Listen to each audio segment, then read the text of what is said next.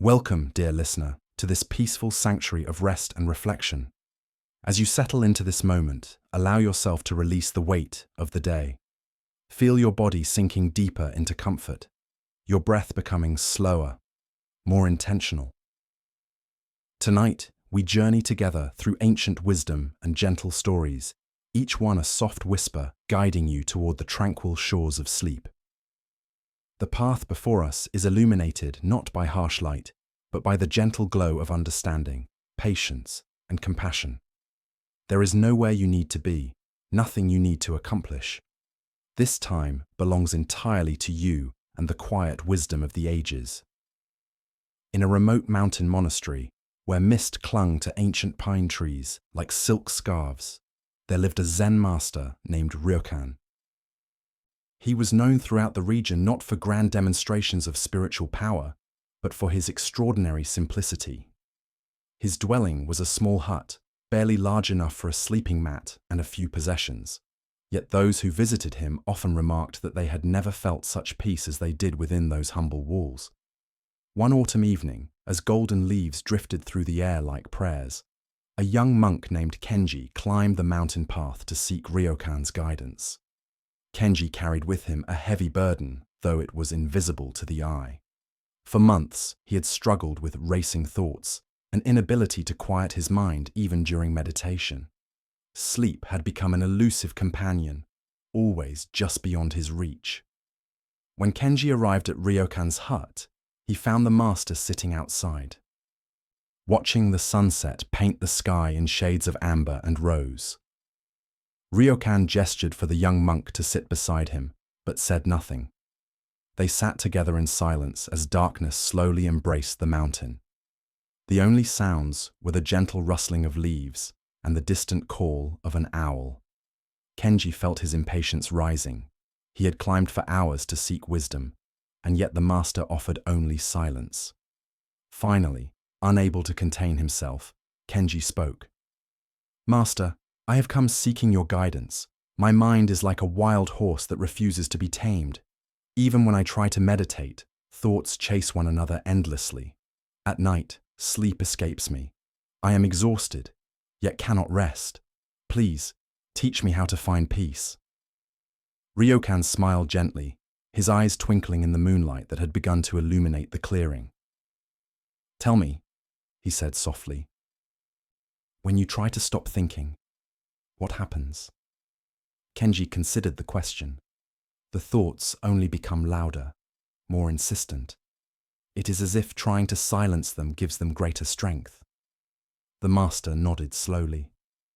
"And when you chase after sleep, desperate to catch it, does it come to you?" Kenji shook his head, feeling the truth of his predicament settling over him like a heavy cloak. "No, master. The harder I try to sleep, the more awake I become." Ryokan rose gracefully and walked to a small stream that bubbled nearby. He gestured for Kenji to follow. In the moonlight, the water sparkled like scattered diamonds. "Watch the stream," Ryokan instructed. "See how it flows around the rocks, never fighting against them, never trying to force its way. It simply moves, naturally, effortlessly. When it encounters an obstacle, it does not struggle or strain. It flows around or over, or sometimes it pools for a moment before continuing its journey. This is the way of water, and this is the way of the peaceful mind." Kenji watched the stream, mesmerized by its gentle movement. "But master," he said, "my thoughts are not like water. They are chaotic, disturbing. How can I make them flow peacefully?" Ryokan picked up a small stone and dropped it into the stream. Ripples spread across the surface, disturbing the reflection of the moon. But within moments, the water settled, and the moon's image returned, whole and serene. "Your thoughts are like these ripples," Ryokan explained. "They arise naturally, they disturb the surface, and then they pass. The problem is not the thoughts themselves, but your relationship with them. You fight them, you judge them, you want them to be different. This struggle is what keeps you awake, not the thoughts themselves." The young monk felt something shift within him as he absorbed these words.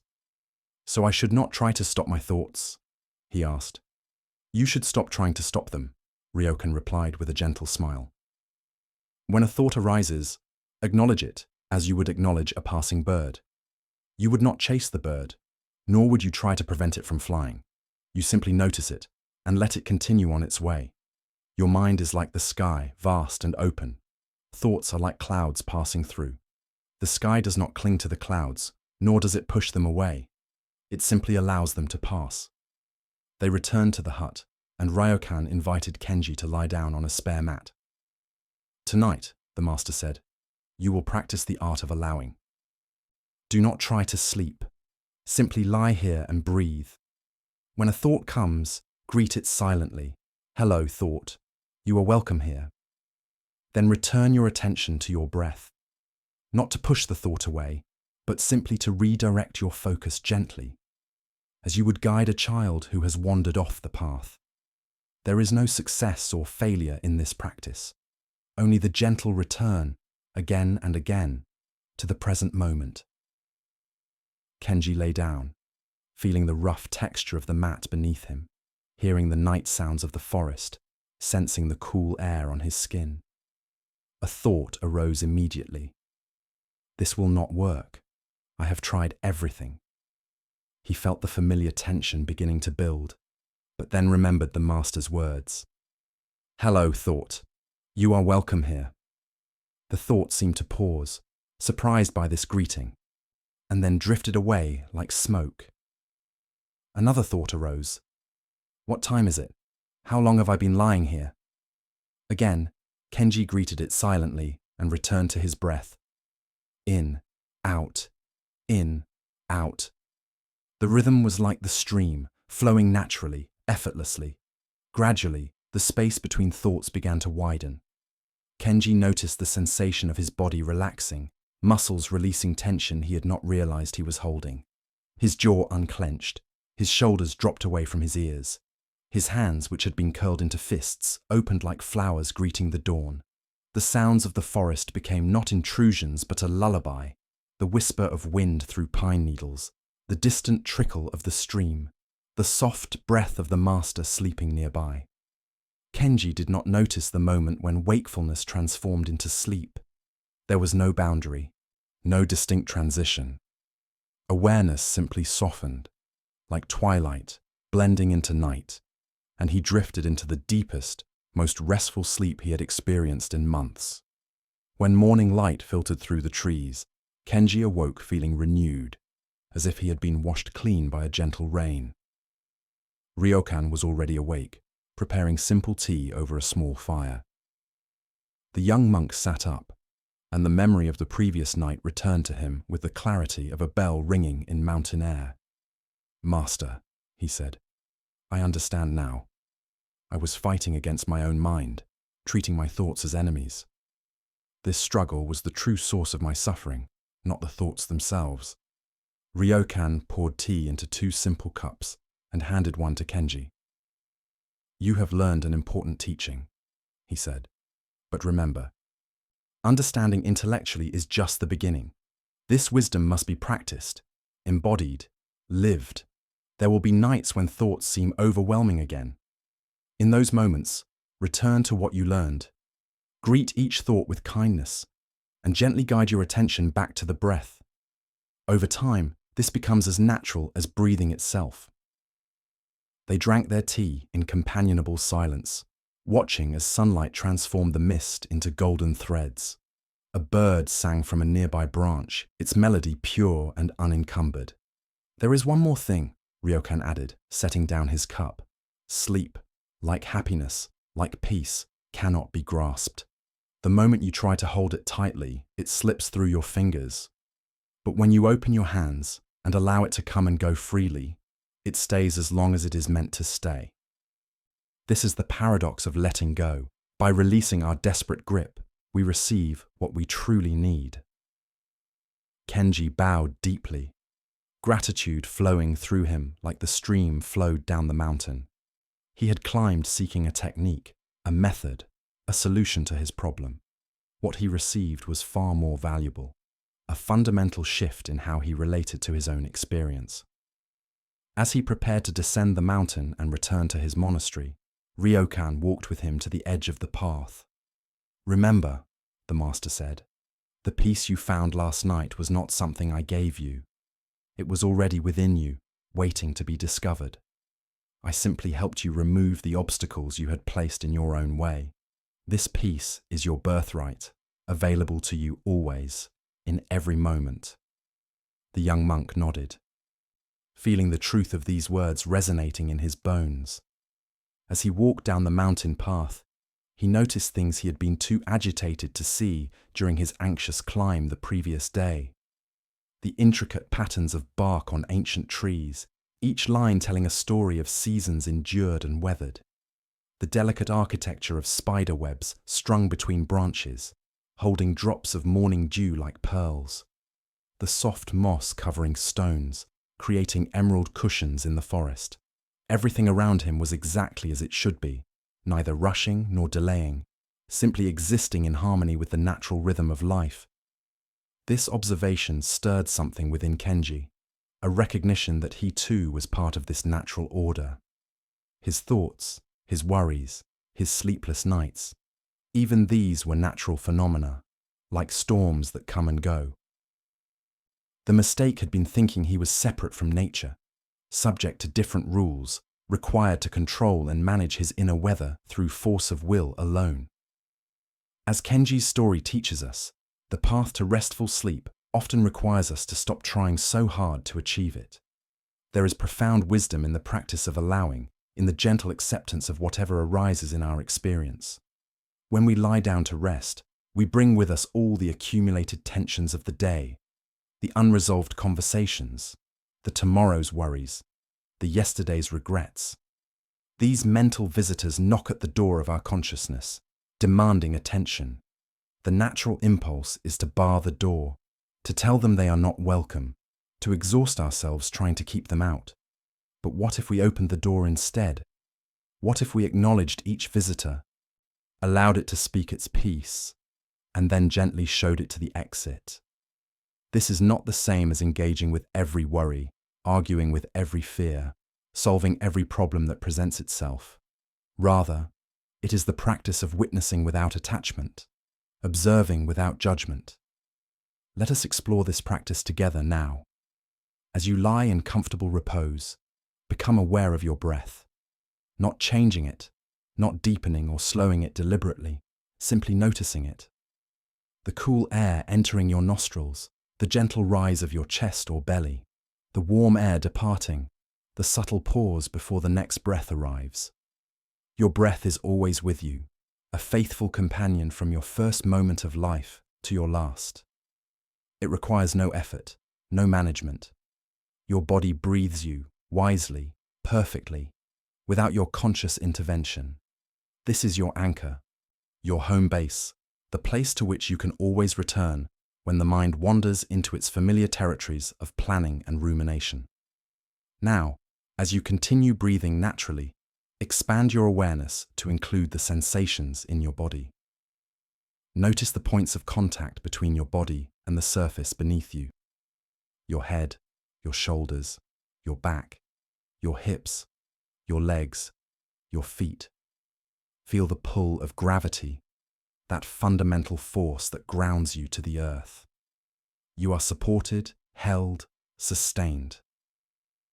There is no effort required to maintain your position. You can release the muscular tension that has become so habitual you perhaps no longer notice it. Your jaw can soften. The tiny muscles around your eyes can relax. Your tongue can rest gently in your mouth, not pressing against your teeth or the roof of your mouth. Your shoulders can drop away from your ears, creating space and ease in your neck. Your hands can open, palms up or down, fingers uncurling naturally. As you invite this physical relaxation, you may notice thoughts arising. Am I doing this correctly? This isn't working. I should be asleep by now. I have so much to do tomorrow. These thoughts are completely natural, completely normal. They are not signs of failure or inadequacy. They are simply what minds do. Minds think, just as hearts beat, and lungs breathe. The practice is not to stop the thoughts, but to change your relationship with them. When you notice a thought, you might silently acknowledge it. Thinking is happening. This simple label creates a small space between you as the observer and the thought itself. You are not the thought. You are the awareness within which thoughts arise and pass away. Then, gently, without force or frustration, guide your attention back to your breath, back to the sensations in your body, back to the present moment, which is the only moment that actually exists. The past is memory, the future is imagination, but this moment, right now, is real. And in this moment, you are safe, you are breathing, you are alive. Everything else is story, interpretation, mental construction. This does not mean your concerns are not valid or important. It simply means that right now, in this moment of rest, you can allow them to wait. They will still be there in the morning if they require your attention. But for now, you can practice the art of temporarily setting down your burdens. There is an old Zen teaching about a monk who carried his teacher across a muddy road, setting her down on the other side. Hours later, his companion monk was still troubled by this incident, as their order prohibited touching women. "How could you carry her like that?" he asked, distressed. The first monk smiled gently and replied, "I set her down hours ago. Why are you still carrying her?" This story illuminates a profound truth about the human mind. We pick up concerns, worries, resentments, and responsibilities, and we carry them with us long after the moment has passed, long after the action that could be taken has been completed. We lie down to rest while still gripping tightly to these burdens, wondering why sleep eludes us. The practice of letting go is not about dismissing or denying what is real and important in our lives. It is about recognizing when our continued mental engagement with something is no longer helpful or productive. It is about developing the wisdom to know when to act and when to rest, when to engage and when to release. As you lie here now, you can practice setting down your burdens one by one. Imagine each concern, each worry, each item on your mental list as a stone you have been carrying in a backpack. With each exhale, you can imagine removing one stone and placing it gently beside the path. The stone still exists. The concern is still real. But for now, for this period of rest, you are not carrying it. Your shoulders can relax. Your back can ease. Your journey becomes lighter. In ancient Japan, there was a samurai warrior named Nobunaga who was famous for his skill in battle, but troubled by his inability to find peace when the fighting ceased. Despite his external success and reputation, he was plagued by nightmares and insomnia. He sought out many teachers, trying various practices and techniques, but nothing brought him lasting relief. Finally, he traveled to a remote temple to meet with a Zen master named Hakuin, renowned for his direct and sometimes shocking teaching methods. Nobunaga arrived at the temple in his full armor, sword at his side, his bearing proud and demanding. "I have come for enlightenment," he declared. "Teach me about heaven and hell." Hakuin looked at the warrior with an expression of disdain. "Teach you," he scoffed. "You are nothing but a crude soldier. Your mind is dull, your bearing is arrogant. I could not possibly teach someone like you anything about the subtle matters of heaven and hell. You are wasting my time. Leave this temple immediately." Nobunaga felt rage rising within him like a tidal wave. His hand moved instinctively to his sword. His face flushed red. Every muscle in his body tensed, preparing for violence. How dare this old monk insult him, a great warrior, in such a manner? He partially drew his sword from its sheath, fully prepared to strike down this insolent teacher. At that precise moment, Hakuin said calmly, "That is hell." The words struck Nobunaga with more force than any physical blow could have. In an instant, he saw clearly what the master had done.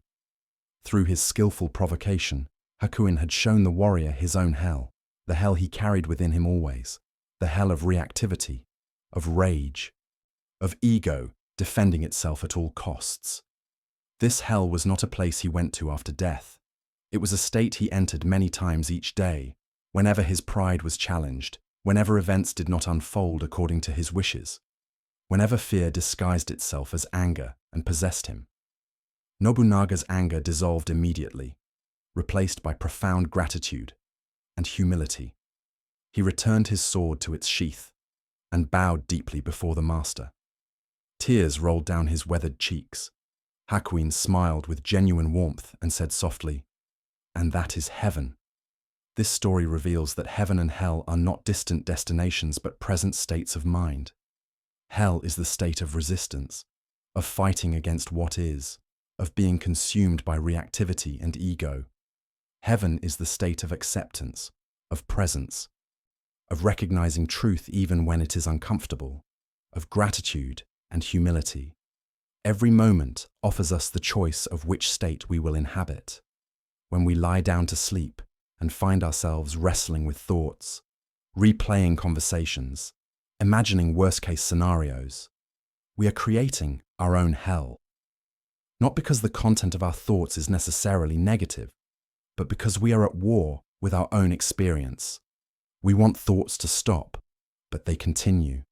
We want sleep to come, but it delays. We want peace, but we create conflict through our very desire for peace. The alternative is not to give up on sleep or peace, but to stop fighting for them. This is a subtle but crucial distinction. Fighting for sleep is hell. Allowing sleep is heaven. Creating conditions conducive to rest, darkness, quiet, comfort, relaxation, this is wise action. But then comes the practice of releasing our attachment to the outcome. We cannot force sleep to arrive any more than we can force a flower to bloom. We can provide the right conditions, soil, water, sunlight, and then we must trust the natural process.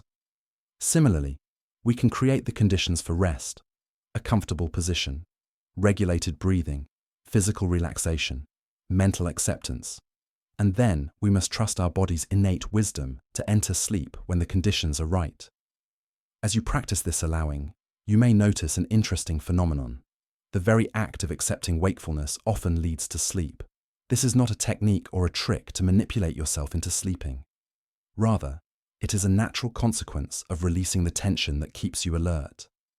As long as you are fighting to sleep, a part of you must remain vigilantly awake to conduct the fight. When you stop fighting, when you truly accept that you may lie here all night without sleeping, and that will be okay, something remarkable happens. The watchful part of your mind, no longer needed, can finally rest. The body, no longer flooded with the stress hormones produced by struggle, can begin its journey into the deep restoration of sleep. This teaching applies not only to sleep, but to all aspects of life. How much of our suffering comes not from circumstances themselves, but from our resistance to circumstances? A traffic jam is simply cars moving slowly. Our frustration, our anger, our stress, these are additions we bring to the situation. A rainy day is simply water falling from the sky. Our disappointment about cancelled plans, our irritation at the disruption of our routine, these are our responses, not inherent qualities of the rain. A thought is simply a mental event, an electrochemical process in the brain. Our identification with it, our belief that it defines us or predicts our future, this is where suffering emerges. The practice, therefore, is to distinguish between the primary experience and our reaction to it, between what is actually happening and the story we tell about what is happening. Right now, as you lie here, what is your primary experience? Perhaps the sensation of breath moving in and out, the feeling of weight against the surface beneath you, sounds in the environment. These are simple, direct experiences. Then notice the secondary layer, the thoughts about these experiences. This should be helping me sleep by now. That sound is annoying. I'm not relaxing properly. These thoughts are not the experience itself, but commentary on the experience. You can acknowledge these thoughts without believing them or following them. You can say internally, I notice I'm having the thought that this should be working by now, rather than simply believing, this should be working by now. This small shift in relationship creates enormous freedom. You are not at the mercy of every thought that arises. You are the spacious awareness within which thoughts come and go, like clouds moving across the vast sky. The sky is not disturbed by clouds. It does not fight them or chase them away. It simply allows them to move through, appearing and disappearing according to their nature. There is a beautiful practice in some Buddhist traditions called just sitting, or shikantaza in Japanese. It is the practice of sitting in meditation without any particular goal or technique, simply being present with whatever arises. No counting breaths, no visualizations, no mantras, just sitting. When thoughts arise, you acknowledge them and let them pass. When sensations arise, you feel them without judgment. When emotions arise, you allow them to move through without suppression or amplification. This practice might seem too simple, too passive. Where is the effort, the striving, the achievement? Yet it is actually one of the most profound and challenging practices because it goes against everything our culture teaches us about how to accomplish things. We are taught that we must do something, achieve something, make something happen through force of will and sustained effort. This approach works well for many endeavors. If you want to build a house, you must actively construct it. It will not build itself while you sit passively. But sleep is not a house. Peace is not a project. Relaxation is not a goal to be achieved through effort. These states emerge naturally when we stop preventing them. We do not make ourselves sleep. We allow sleep to take us. We do not create peace. We remove the obstacles to peace that already exist beneath the surface of our busy minds. As you rest here now, you can practice just lying, the horizontal equivalent of just sitting. No goal, no striving, no measurement of success or failure. Simply lie here, breathe, and allow whatever happens to happen. If sleep comes, welcome it. If sleep does not come, that is also acceptable. You are not failing. You are not doing anything wrong. You are simply being with yourself exactly as you are in this moment, without requiring yourself to be different. This is an act of profound self-compassion, a gift you give to yourself simply by accepting your present experience. There is a famous Zen koan, a paradoxical question used to challenge students' understanding. What is the sound of one hand clapping? Rational mind struggles with this question. Two hands are required for clapping, so one hand cannot clap. Yet students are instructed to find the answer not through logic, but through direct experience. Different teachers provide different responses when a student presents their understanding. But one underlying teaching is that the question itself is designed to exhaust the rational, discriminating mind. By struggling with an impossible question, the student eventually gives up the attempt to think their way to the answer. In that moment of surrender, a different kind of knowing becomes possible. This koan can illuminate our relationship with sleep. Trying to sleep is like trying to hear the sound of one hand clapping. The very effort prevents the outcome. Sleep requires the surrender of the conscious, controlling mind. It requires us to stop trying. Yet we cannot try to stop trying. That is still trying. We can only arrive at genuine surrender through the exhaustion of effort, through finally recognizing that our attempts are counterproductive. This recognition itself is the beginning of wisdom. It is not failure, but awakening. Not giving up, but giving in to what is larger and wiser than our small, controlling self. In your body right now, countless processes are occurring without your conscious direction.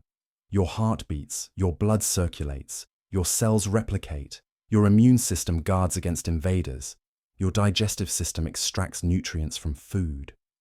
You do not need to remember to do these things. Your body knows. It has ancient wisdom encoded in every cell, wisdom that predates your birth and will continue after your death. Sleep is part of this ancient wisdom. Your body knows how to sleep.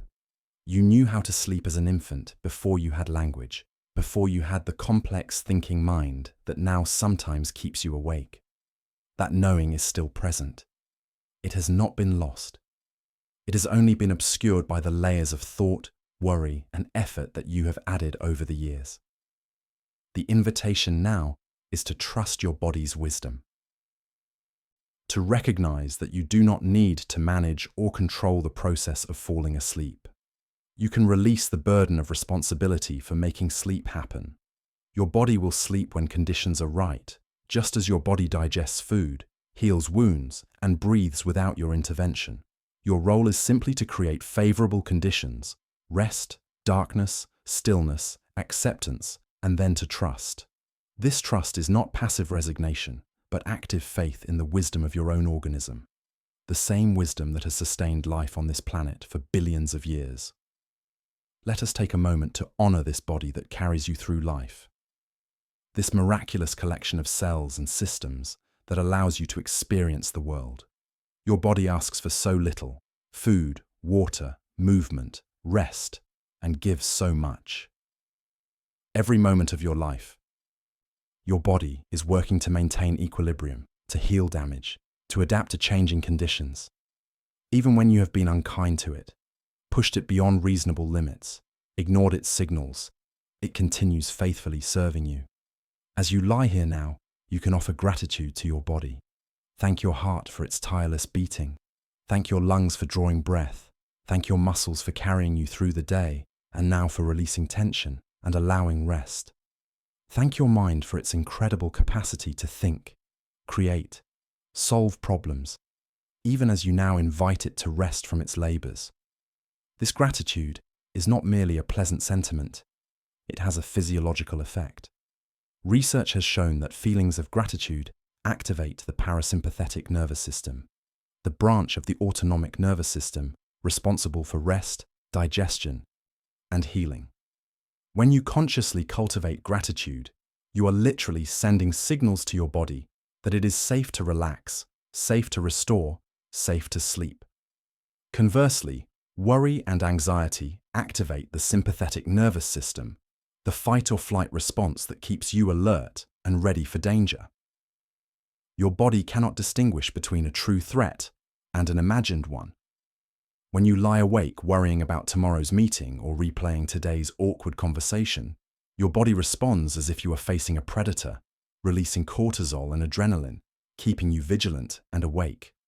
By redirecting your attention to gratitude, to sensations, to breath, you interrupt this stress response. You send new signals: I am safe, I am supported, I am allowed to rest. These signals gradually shift your physiology from sympathetic to parasympathetic dominance. Heart rate slows, blood pressure decreases, digestive processes resume, muscles release chronic tension, the mind begins to quiet. These changes do not happen instantly or through force of will.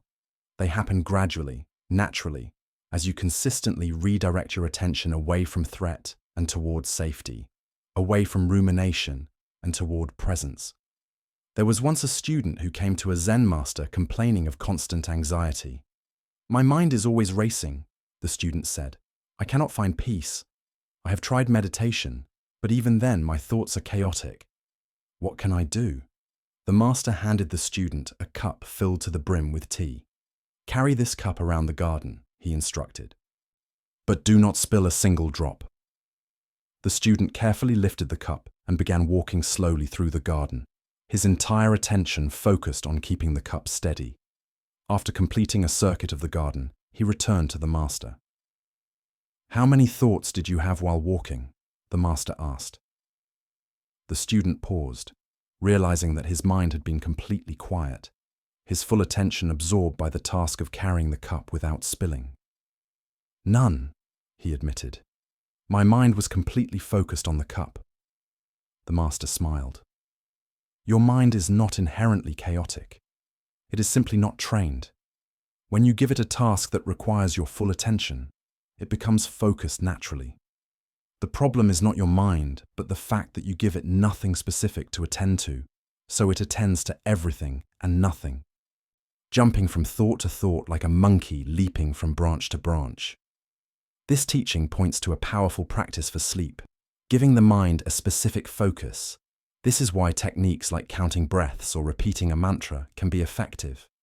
Not because there is magic in numbers or special words, but because they provide the monkey mind with a branch to hold, a place to rest its attention. As you lie here now, you might experiment with this approach. You could count your breaths from 1 to 10, then begin again. 1 on the inhale, 2 on the exhale, 3 on the inhale, 4 on the exhale, continuing to 10, then starting over at 1. When you lose count, which you will as the mind wanders, simply begin again at 1 without judgment or frustration. The counting is not a test, it is simply a tool, a gentle guide for attention. Or you might focus on the sensation of breath in one particular location. The coolness at your nostrils, the rise and fall of your chest, the expansion and contraction of your belly. Whenever attention wanders to thoughts, you gently guide it back to the chosen sensation. Another approach is to practice what is sometimes called body scanning. Beginning with your feet, bring your attention to the sensations there, not trying to create any particular sensation, simply noticing what is present. You might feel warmth or coolness, tingling, pressure, or perhaps no distinct sensation at all. Whatever you notice is fine. After a few breaths attending to your feet, allow your attention to move to your ankles, then your lower legs, then your knees, gradually moving up through your entire body. If you fall asleep before completing the scan, that is perfect. The practice succeeded. If you complete the entire body and remain awake, you can simply begin again or transition to another focus, such as the breath. Some find it helpful to use visualization. You might imagine a peaceful scene, a quiet beach with gentle waves, a calm forest with sunlight filtering through leaves, a mountain meadow filled with wildflowers. The key is to engage your senses in the visualization. Not just seeing the scene, but hearing the sounds, feeling the temperature and textures, perhaps smelling the scents. This multi-sensory engagement occupies the mind sufficiently that it has less capacity for worry and rumination. You are essentially giving your mind a pleasant place to wander rather than allowing it to wander into anxiety-provoking territories. Yet beneath all these techniques lies a more fundamental practice: acceptance. Acceptance of this moment, exactly as it is. Acceptance of yourself, exactly as you are. Acceptance of your experience, whatever it may be. This does not mean you cannot work to improve your sleep or reduce your stress. It means that in this particular moment, as you lie here now, you can cease the internal struggle. You can stop fighting against what is. You can allow this moment to be exactly what it is, without needing to change it or fix it or make it better. This is true peace, not the peace of perfect circumstances, but the peace of acceptance amidst all circumstances. There is a profound teaching in the Serenity Prayer, used widely in various spiritual traditions. Grant me the serenity to accept the things I cannot change, courage to change the things I can, and wisdom to know the difference. As you lie here, unable to sleep in this moment, this prayer offers guidance. What can you change right now? You can adjust your physical position if uncomfortable. You can relax tense muscles. You can redirect your attention from worry to breath. You can choose thoughts of gratitude over thoughts of anxiety. These things are within your control, and you can exercise that control gently, without strain. What cannot you change in this moment? You cannot force sleep to arrive. You cannot undo the past or control the future. You cannot make thoughts stop arising. These things are beyond your control, and you can practice accepting them. The wisdom to know the difference comes from paying attention, from honest self-observation. When you notice yourself struggling against something unchangeable, you can recognize this and redirect your energy. When you notice an opportunity to make a skillful choice within your control, you can take that action. This discernment develops gradually through practice. You will sometimes find yourself struggling against the unchangeable or feeling powerless when you could act. This is natural and human. The practice is not about perfect execution, but about noticing when you have fallen into unskillful patterns and gently correcting course. In feudal Japan, there lived a young woman named Chiyo, who was known as one of the most talented poets in her region. She studied under a Zen master, and one day, while fetching water from the well, the bottom of her wooden bucket broke and all the water spilled out. In that moment, watching the water drain away, seeing the moon's reflection disappear from the bucket, Chiyo experienced a profound realization. She immediately composed a haiku. This way and that way, I tried to keep the bucket intact. Then the bottom fell out. No more water, no more moon in my hand. But oh, the sky reflected in the empty bucket is endless. This poem captures the essence of letting go. Chiyo had been trying desperately to preserve her bucket, to keep things as they were, to control her experience. When the bucket broke, when control became impossible, she discovered something far more valuable. The limitations of the bucket had actually been limiting her experience. Its breaking opened her to the boundless sky. We often live like Chiyo before her realization, desperately trying to keep our bucket intact, terrified of the breaking, the loss, the failure. We try to control our thoughts, our sleep, our lives, our relationships. We exhaust ourselves in this effort, and sometimes, despite all our trying, the bottom falls out. The thing we feared happens. We lie awake all night. We make the mistake. We lose what we cherished. In these moments, if we can stay present, rather than collapsing into despair, we may discover what Chiyo discovered, that what we thought was holding our experience was actually limiting it. When we finally release our grip on control, when we stop trying to keep the bucket intact, we discover the boundless sky. As you rest here now, you might ask yourself, what is my bucket? What am I desperately trying to hold together or control? Perhaps it is the attempt to control your thoughts, to ensure you sleep enough hours, to manage your tomorrow before it arrives. What would happen if the bottom fell out, if you completely released control? This is not a careless or reckless releasing. It is a wise releasing, recognizing that your grip was never as effective as you believed. The illusion of control costs tremendous energy. The acceptance of what is offers profound rest. Let us imagine together that you could fully embrace this moment of wakefulness, not as a problem to be solved, not as an enemy to be defeated, but as an opportunity to practice acceptance, to deepen your understanding of your own mind, to cultivate compassion for yourself in your struggle. What if this wakefulness is not happening to you, but for you? Not because you deserve punishment, or because something is wrong with you, but because this is the experience arising in your life right now. And every experience contains teachings if we are willing to receive them. The teaching of sleepless nights might be about releasing control, about trusting your body, about distinguishing between genuine concerns and mental habits of worry, about developing compassion for your own suffering, rather than adding judgment to discomfort. When we resist our experience, we add suffering to pain. Pain is the primary experience. Physical discomfort, tiredness, the neutral fact of wakefulness. Suffering is our response. This is terrible. Something is wrong with me. I will not be able to function tomorrow. This always happens. I will never sleep well. These thoughts amplify the primary experience, creating additional distress. The practice is to acknowledge the primary experience without adding the secondary layer of suffering. I notice I am awake. I notice thoughts are active. I notice some tiredness in my body. These are observations without judgment, descriptions without stories. This practice of non-judgmental observation is sometimes called mindfulness, sometimes called presence, sometimes called witness consciousness.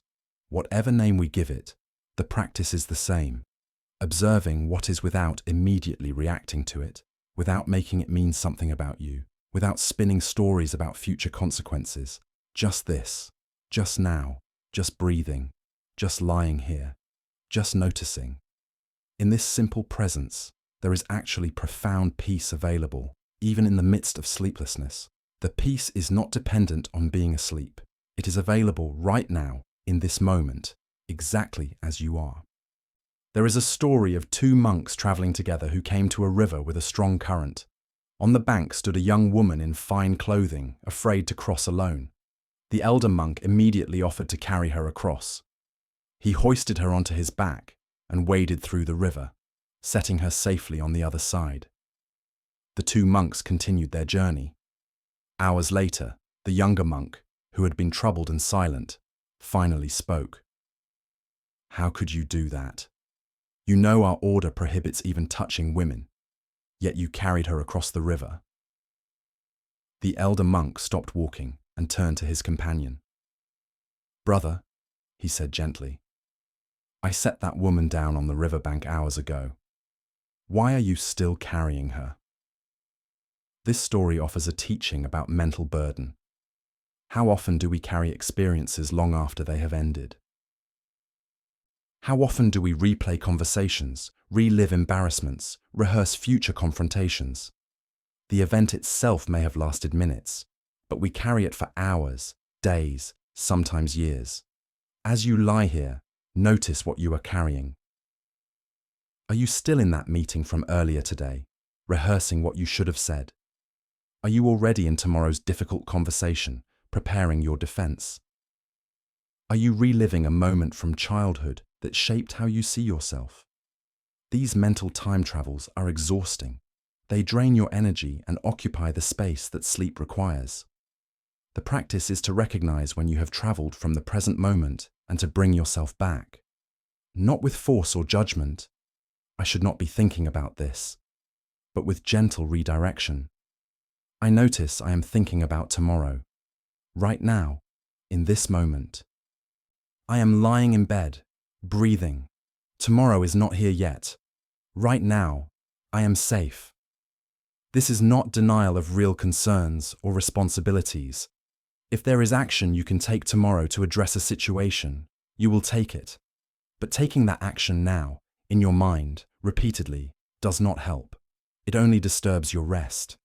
You can trust that tomorrow, when action is possible, you will know what to do. For now, you can set down the burden.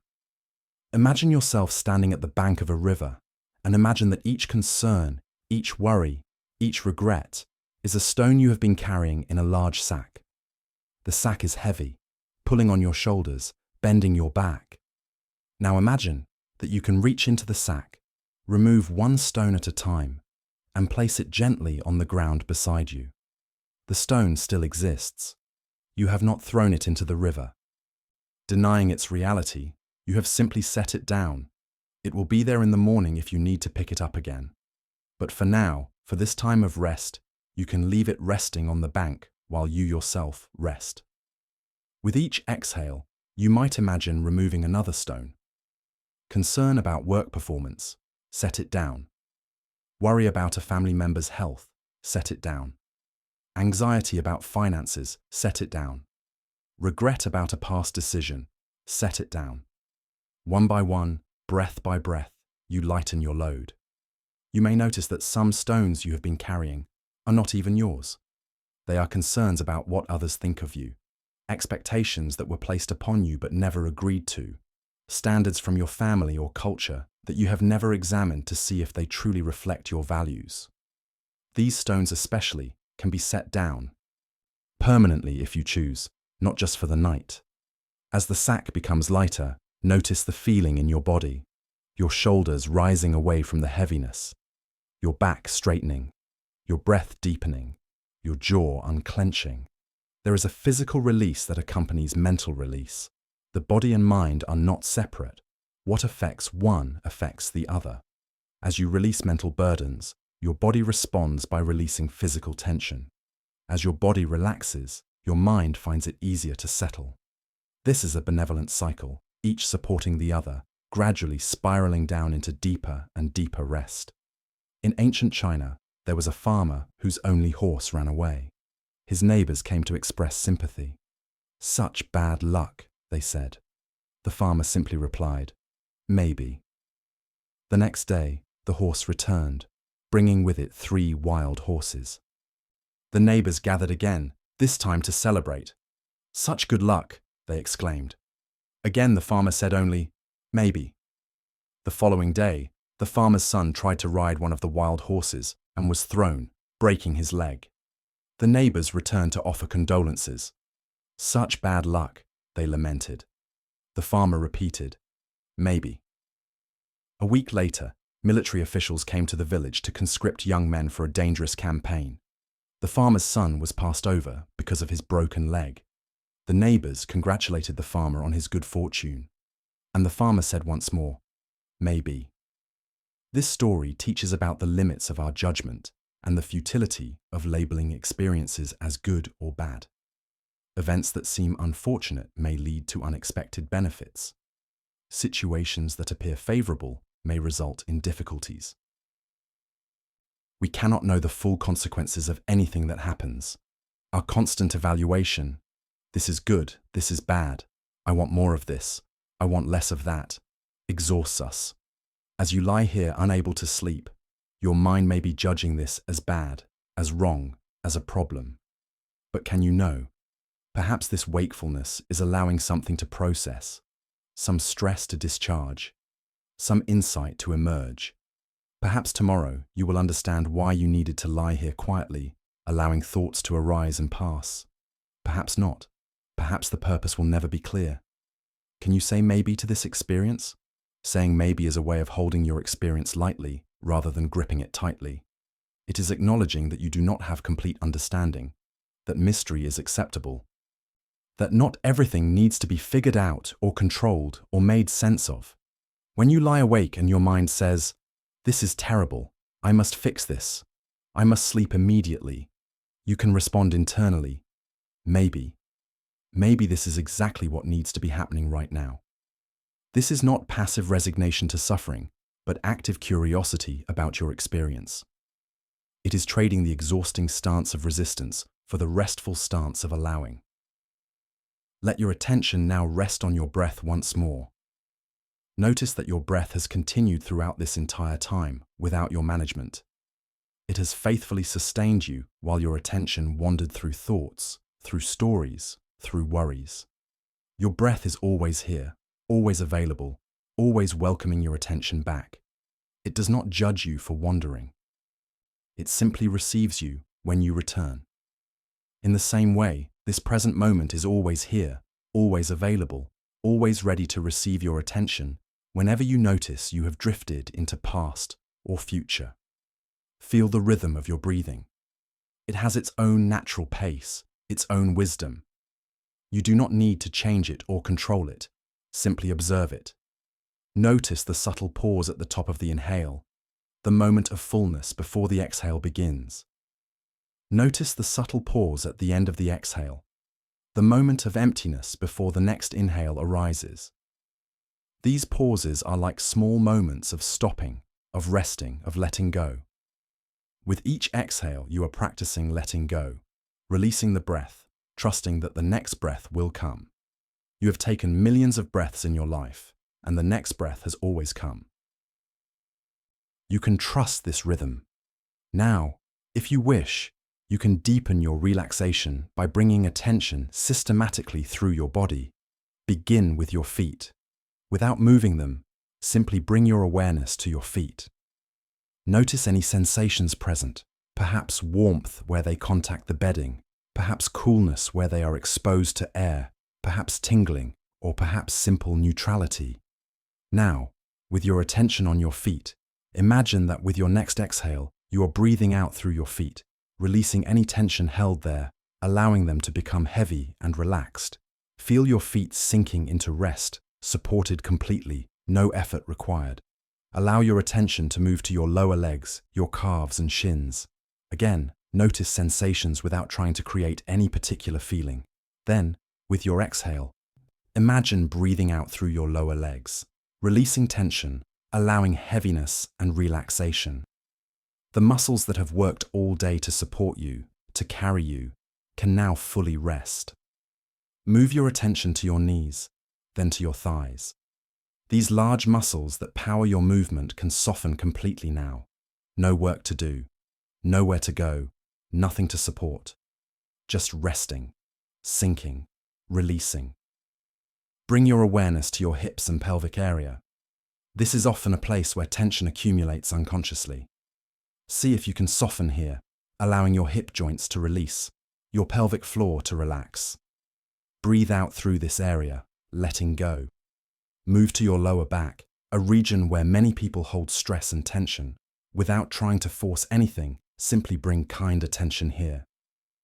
Perhaps imagine warmth spreading through your lower back, muscles softening, spine supported by the surface beneath you.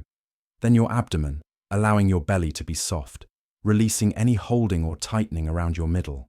Continue up through your chest and upper back. As you bring attention to your chest, notice your heart beating, that faithful rhythm that has sustained you since before you were born, that will continue until your last moment. Send gratitude to your heart. Allow the muscles around your ribcage to release their grip, allowing breath to flow more freely. Your shoulders now, those holders of the world's weight. Let them drop away from your ears, releasing down toward the earth. Feel the space this creates in your neck. Down your arms now, from shoulders to elbows, to wrists, to hands. Allow your arms to be heavy, supported completely by the surface beneath them. Your hands can open like flowers, fingers gently curling in their natural resting position. No need to hold or grip anything. Your neck, that bridge between mind and body, can soften and release. Bring attention to your throat, allowing any tightness to dissolve. Your jaw, so often clenched unconsciously, can relax completely, teeth slightly parted, tongue resting softly in your mouth. The muscles of your face, which have held countless expressions throughout the day, can now become smooth and soft. Your forehead, releasing any furrows. Your eyebrows, releasing any tension. Your eyes, already closed, can relax even more deeply into their sockets, as if they were sinking back into your head. Your cheeks, your lips, even your ears, all softening. Finally, the top of your head and your scalp. Any remaining tension dissolving and draining away, your entire body now resting, supported, heavy, relaxed. Scan through your body one more time, noticing if any area is still holding tension, and if so, breathing into that area, allowing it to join the rest of your body in complete relaxation. In this state of physical relaxation, the mind naturally begins to quiet. The body and mind are intimately connected. When the body releases, the mind follows. You may notice that thoughts are becoming more dreamlike, less linear and logical. Images may float through your awareness. This is the mind beginning its transition towards sleep. You do not need to do anything with these images or fragmented thoughts. Simply allow them to drift through like clouds across the sky of your awareness. Some may be pleasant, some may be neutral, some may be slightly disturbing. All are equally welcome. None are problems. They are simply phenomena arising and passing in consciousness. If at any point you notice yourself becoming more alert, perhaps as a thought captures your attention and draws you into engagement with it, this is not a problem. You have not failed. You simply notice, acknowledge what happened, and gently return to your anchor, your breath, the sensations in your body, the practice of allowing. Each time you notice and return is actually a moment of success, a strengthening of your capacity for presence. The practice is not about never wandering. The mind will wander. This is its nature, but about noticing when you have wandered and choosing to return. This choosing to return, done again and again with patience and without judgment, is the heart of the practice. Think of training a puppy. When the puppy wanders off, you do not beat it or yell at it. You simply call it back gently. Come, come. The puppy returns, and you praise it. Then it wanders again, as puppies do, and again, you call it back gently, with patience and kindness. Over time, the puppy learns. It still wanders, but it returns more quickly, more readily. Eventually, it stays by your side more often, wandering less frequently, and less far. Your mind is like this puppy. It wanders because this is what minds do, especially minds conditioned by our fast-paced, distraction-filled culture. But with patient, gentle training, your mind will learn to rest in presence more readily and more deeply. There was once a student of meditation who became frustrated with his practice. "I have been meditating for months," he complained to his teacher. "But my mind is just as chaotic as when I began. I have made no progress." The teacher asked him, "When you first started meditating, how long would it take you to notice your mind had wandered from the breath?" The student considered. "I would often meditate for 10 or 15 minutes before realizing I had been lost in thought the entire time." "And now?" the teacher asked.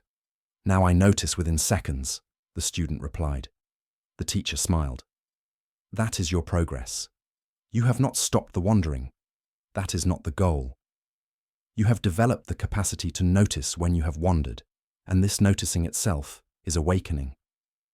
This teaching applies directly to your practice of preparing for sleep.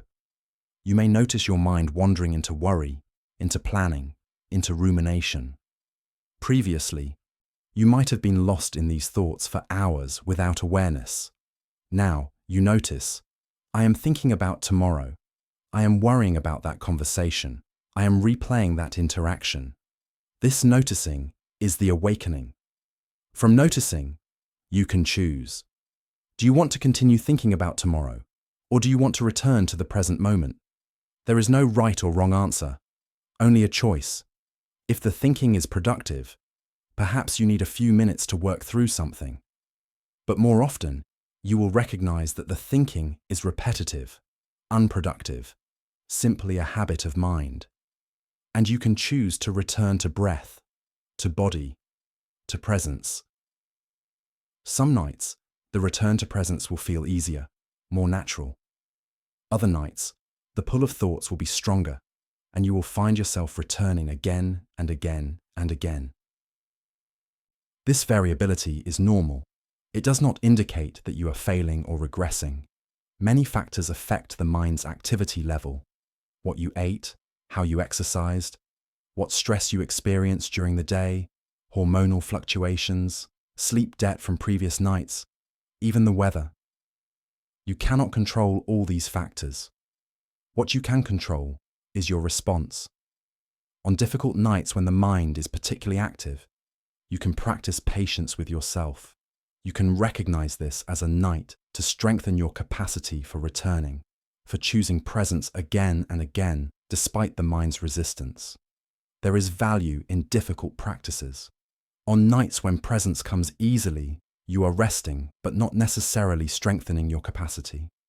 On nights when returning to presence requires effort, when you must choose it repeatedly, you are building mental muscles that will serve you not only in sleep but in all areas of life. You are learning that you are not at the mercy of your mind's activity, that you can choose where to place your attention regardless of what thoughts are arising. This is a powerful realization, one that extends far beyond the bedroom into every aspect of your experience. In the Zen tradition, there is a practice called kinhin, or walking meditation. After a period of sitting meditation, practitioners stand and walk very slowly, coordinating each step with their breath. The purpose is to bring the same quality of attention cultivated in sitting meditation into movement.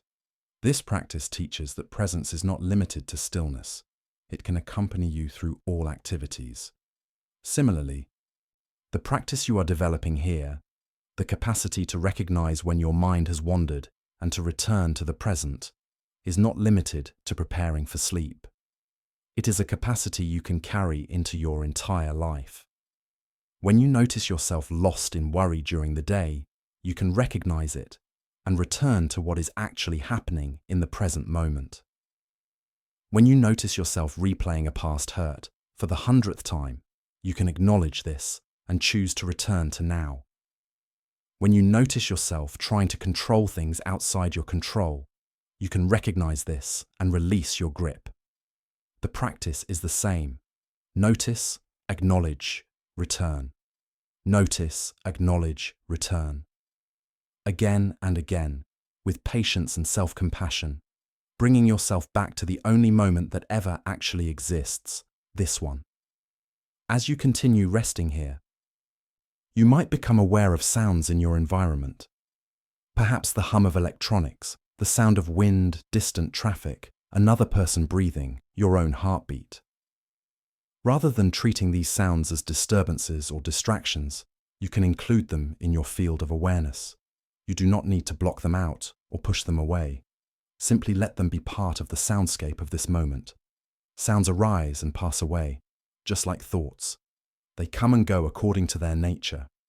You do not need to follow each sound, identifying it, judging it as pleasant or unpleasant. You can simply let sounds wash over you like waves, arising and dissolving in the space of your awareness. This practice of allowing sounds to simply be sounds without the need to identify or react to them is another form of letting go. We habitually identify everything we experience. That's a car, that's the refrigerator, that's my neighbor. This identifying is the thinking mind's attempt to maintain control, to know and name everything in its domain. But you can rest from this constant identification. You can allow sounds to remain simply sounds, vibrations in the air, neither good nor bad, neither helpful nor harmful, just phenomena arising in consciousness. This is deeply restful for the mind, this releasing of the need to identify and categorize. There is a teaching in Buddhism about the 6 sense doors: eyes, ears, nose, tongue, body, and mind. These are called doors because they are the portals through which experience enters. Most of the time, we are not guarding these doors. Experiences come in, and we react immediately, automatically, without awareness. We see something and instantly like or dislike it. We hear something and instantly judge it. We think something and instantly believe it or reject it. The practice is to become the guardian of these doors, not to lock them. We cannot stop experience from arising, but to be present as experience enters, to notice it before we react to it. As you lie here, you are practicing being the guardian of your sense doors. Thoughts arise, the mind door. Rather than immediately believing them or fighting them, you notice. A thought has arisen. Sounds occur, the ear door. Rather than immediately identifying and judging them, you notice. A sound has arisen. Sensations appear in your body, the body door. Rather than immediately reacting, you notice. A sensation has arisen. This noticing creates a small space between the experience and your reaction to it. In that space lies freedom. In that space, you can choose how to respond rather than simply reacting from habit. This practice of guarding the sense doors is particularly powerful with the mind door, with thoughts. We have so identified with our thoughts that we often do not recognize them as separate from ourselves. We think, I am a failure, and we do not see this as a thought arising at the mind door. We see it as truth, as reality, as who we are, but it is just a thought, just a mental event, just neurons firing in a particular pattern. It arises at the mind door like any other experience. When you can recognize it as such, the thought, I am a failure, has arisen. You are no longer fused with it. You are the awareness observing the thought, not the thought itself. This distinction is liberating. Many of our most painful thoughts lose their power when we relate to them in this way. I will never sleep is a thought, not a prophecy. Something is wrong with me is a thought, not a fact. I cannot handle tomorrow is a thought, not truth. Each of these thoughts arises at the mind door, and you can choose to notice them as thoughts rather than believing them as reality. This does not mean they are never reflecting something true. Sometimes our thoughts do correspond to reality. But even when they do, relating to them first as thoughts, as mental events, before deciding whether they are accurate, gives us space and choice. Imagine your mind as a vast screen, like a movie screen in a theatre. Thoughts, images, memories, fantasies, fears, all of these are projected onto the screen. We typically become absorbed in what is being projected, forgetting that we are the screen, not the movie. We identify with the characters, feel their emotions, believe their stories. The practice is to recognize yourself not as the content of the movie, but as the screen itself. The screen is not affected by what is projected on it. A fire on screen does not burn the screen. A storm on screen does not wet the screen. In the same way, thoughts and emotions arise in your awareness, but they do not fundamentally affect the awareness itself. You are that awareness, that screen, spacious and unchanging, allowing all experiences to arise and pass without being damaged or diminished by them. This perspective can bring tremendous peace. When you recognize yourself as awareness rather than as the content of awareness, you realize that you are essentially untouchable. Difficult thoughts can arise, uncomfortable emotions can surface, yet at your core, you remain whole and undamaged. This is not spiritual bypassing, not a denial of real pain or suffering. It is a recognition that you are larger than any particular experience, that no single thought or emotion or circumstance can define you completely. You contain multitudes. You are vast enough to hold all of your experience, even the most difficult parts. As you rest in this awareness, you might notice that your relationship to your sleeplessness shifts. Previously, it may have felt like a personal failure, a problem that meant something bad about you.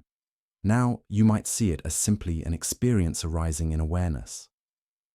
Not pleasant, perhaps, but also not a catastrophe. Not a sign of fundamental brokenness, but simply a state of wakefulness occurring in this moment. This shift in perspective does not magically produce sleep, but it does reduce the suffering that comes from resisting wakefulness.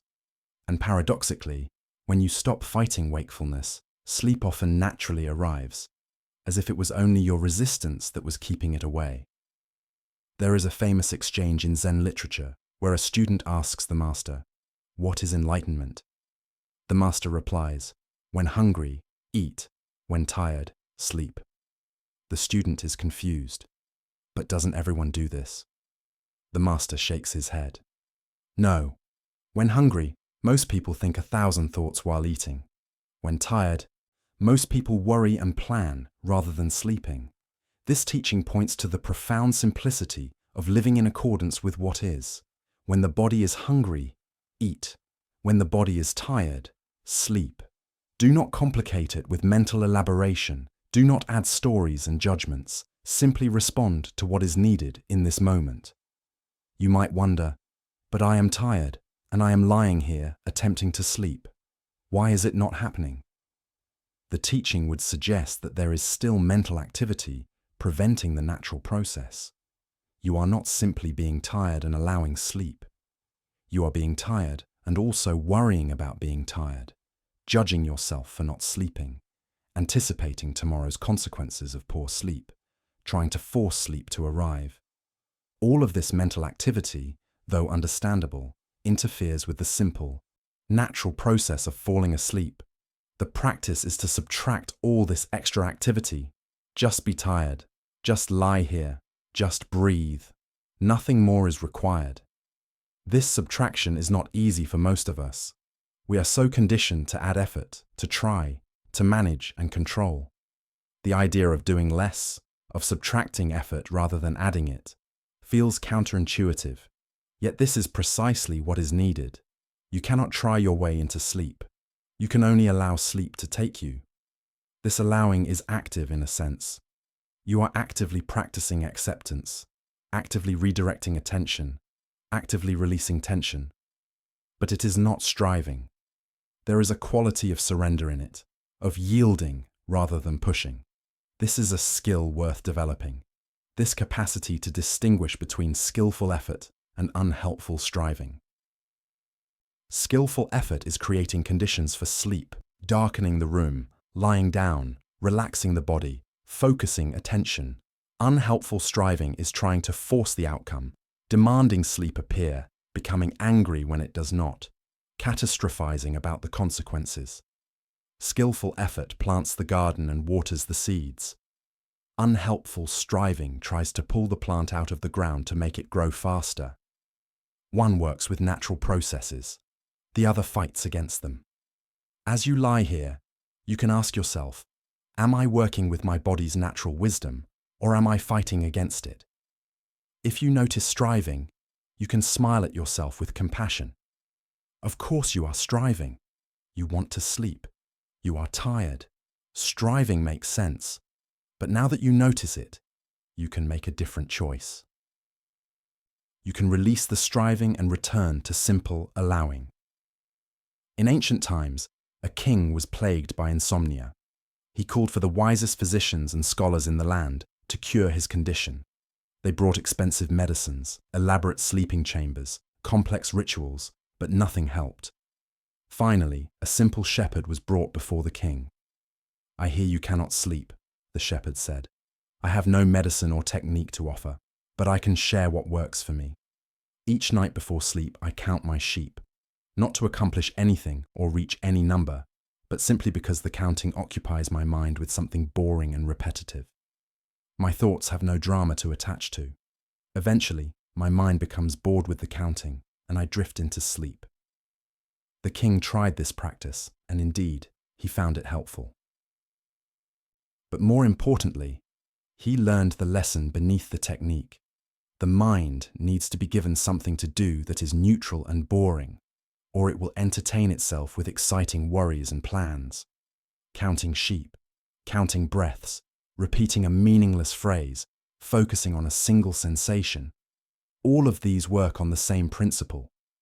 They occupy the mind with something that has no emotional charge, giving it a job that satisfies its need for activity without stimulating it with interesting content. You can experiment with this now if you wish. You might count your breaths from 1 to 10 repeatedly, or you might repeat a simple phrase with each breath, breathing in, breathing out, or you might focus on the sensation of your belly rising and falling, or you might imagine yourself counting down from 100, visualizing each number before moving to the next. The specific technique matters less than the principle. Give your mind something simple, repetitive, and neutral to attend to. This satisfies its need for activity while gently boring it towards sleep. As you practice whichever technique you choose, remember that the goal is not to maintain perfect focus. Your mind will wander. This is certain.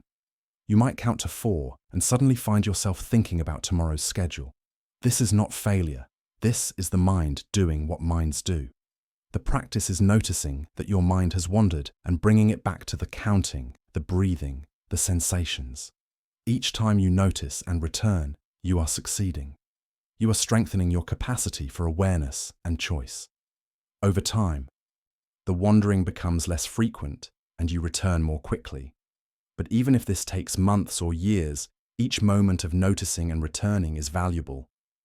There is no destination to reach, no perfect state to achieve. This very moment, exactly as it is the practice. Lying here, breathing, returning attention again and again to your chosen focus. This is not preparation for something else. This is it. This is the practice. And within this practice, if sleep comes, welcome it. If sleep does not come, that is also acceptable. You are practicing something valuable regardless, the capacity to be present with your experience, to respond to your mind's wandering with patience rather than frustration, to offer yourself compassion in the midst of difficulty. This compassion toward yourself is perhaps the most important element of all. Much of our suffering around sleep comes from self-judgment. I should be able to sleep. Everyone else can sleep. Something is wrong with me. These harsh judgments add suffering to the primary difficulty. You would not judge a friend harshly for struggling to sleep. You would offer understanding, sympathy, encouragement. Can you offer yourself the same kindness? Can you place one hand on your heart and silently say, "This is difficult. It's okay that I'm struggling. I'm doing the best I can." Self-compassion is not self-pity or self-indulgence. It is simply treating yourself with the same kindness you would naturally offer a good friend. Research has shown that self-compassion is associated with lower anxiety, less rumination, and better sleep.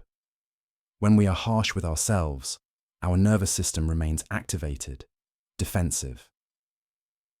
When we are kind to ourselves, our nervous system can relax. So as you lie here, if you notice harsh self-judgment arising, you can consciously choose to respond differently. You can acknowledge the judgment.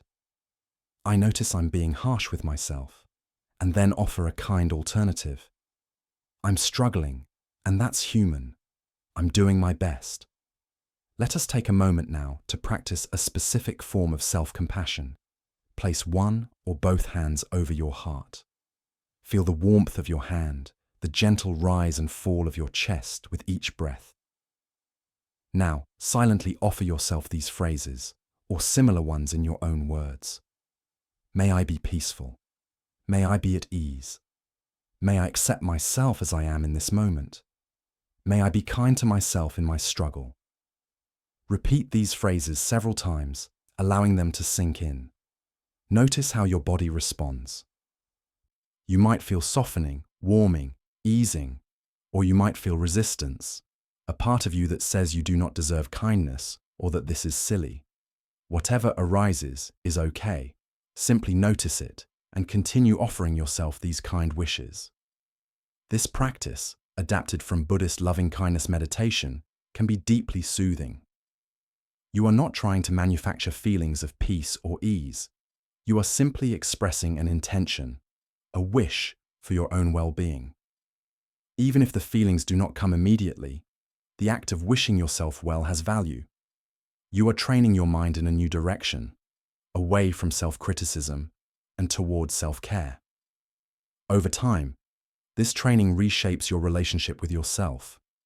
You become less of an adversary and more of a friend to yourself. And this friendship with yourself is perhaps the most important relationship you will ever have. There was once a monk who spent years in intense practice, meditating for many hours each day, disciplining himself severely, trying to achieve enlightenment through sheer force of will. Despite his efforts, he felt no closer to his goal. He was exhausted, frustrated, and beginning to despair. His teacher observed all of this and one day asked him, "Before you became a monk, you were a musician, were you not? You played the stringed instrument, the biwa." The monk confirmed this was true. The teacher continued, "What happens if you tighten the strings of your biwa too much?" The monk replied, "They break." "And what happens if the strings are too loose?" "They make no sound." The teacher smiled. "Then you know what to do." The practice is like tuning your instrument, not too tight, not too loose, but just right. This teaching about the middle way applies perfectly to sleep. If you are too tight, too effortful, too demanding of yourself, too controlling, you will break, or at minimum, you will prevent sleep from arriving. If you are too loose, not creating any supportive conditions, not making any effort to focus attention, completely passive, you also will not find rest, at least not deep, restorative rest.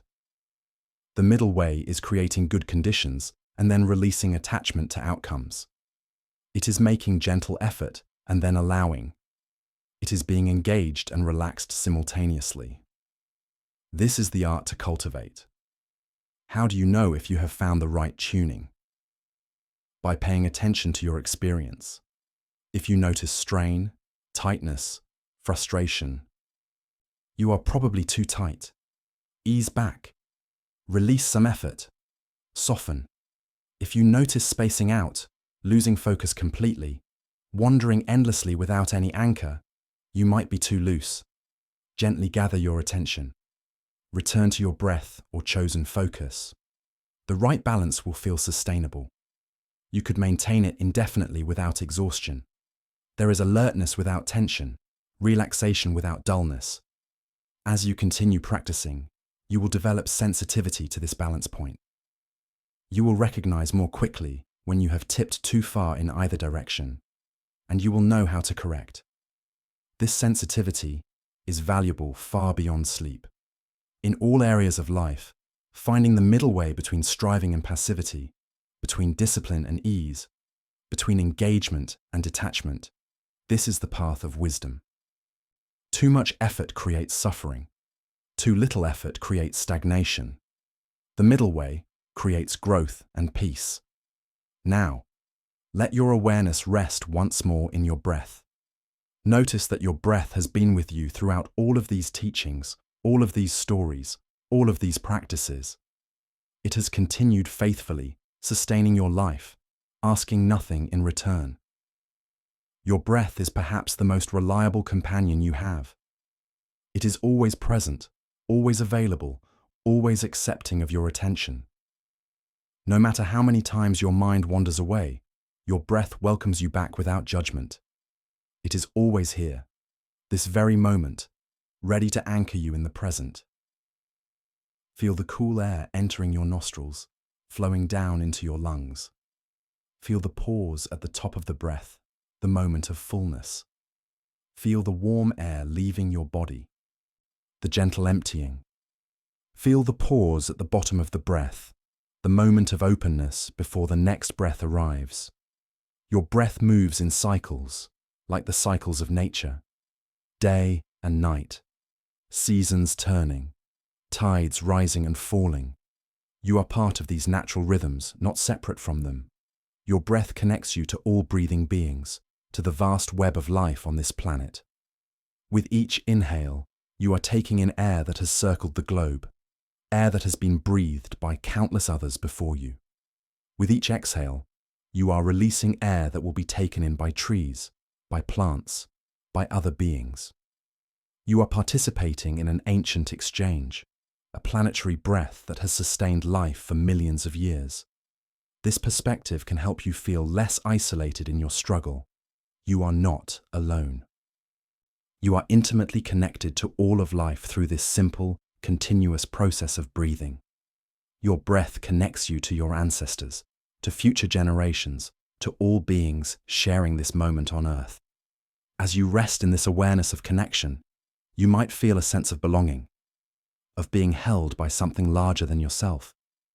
You might experience a subtle shift from the feeling of being a small, isolated self, struggling alone, to the feeling of being part of a vast, interconnected whole.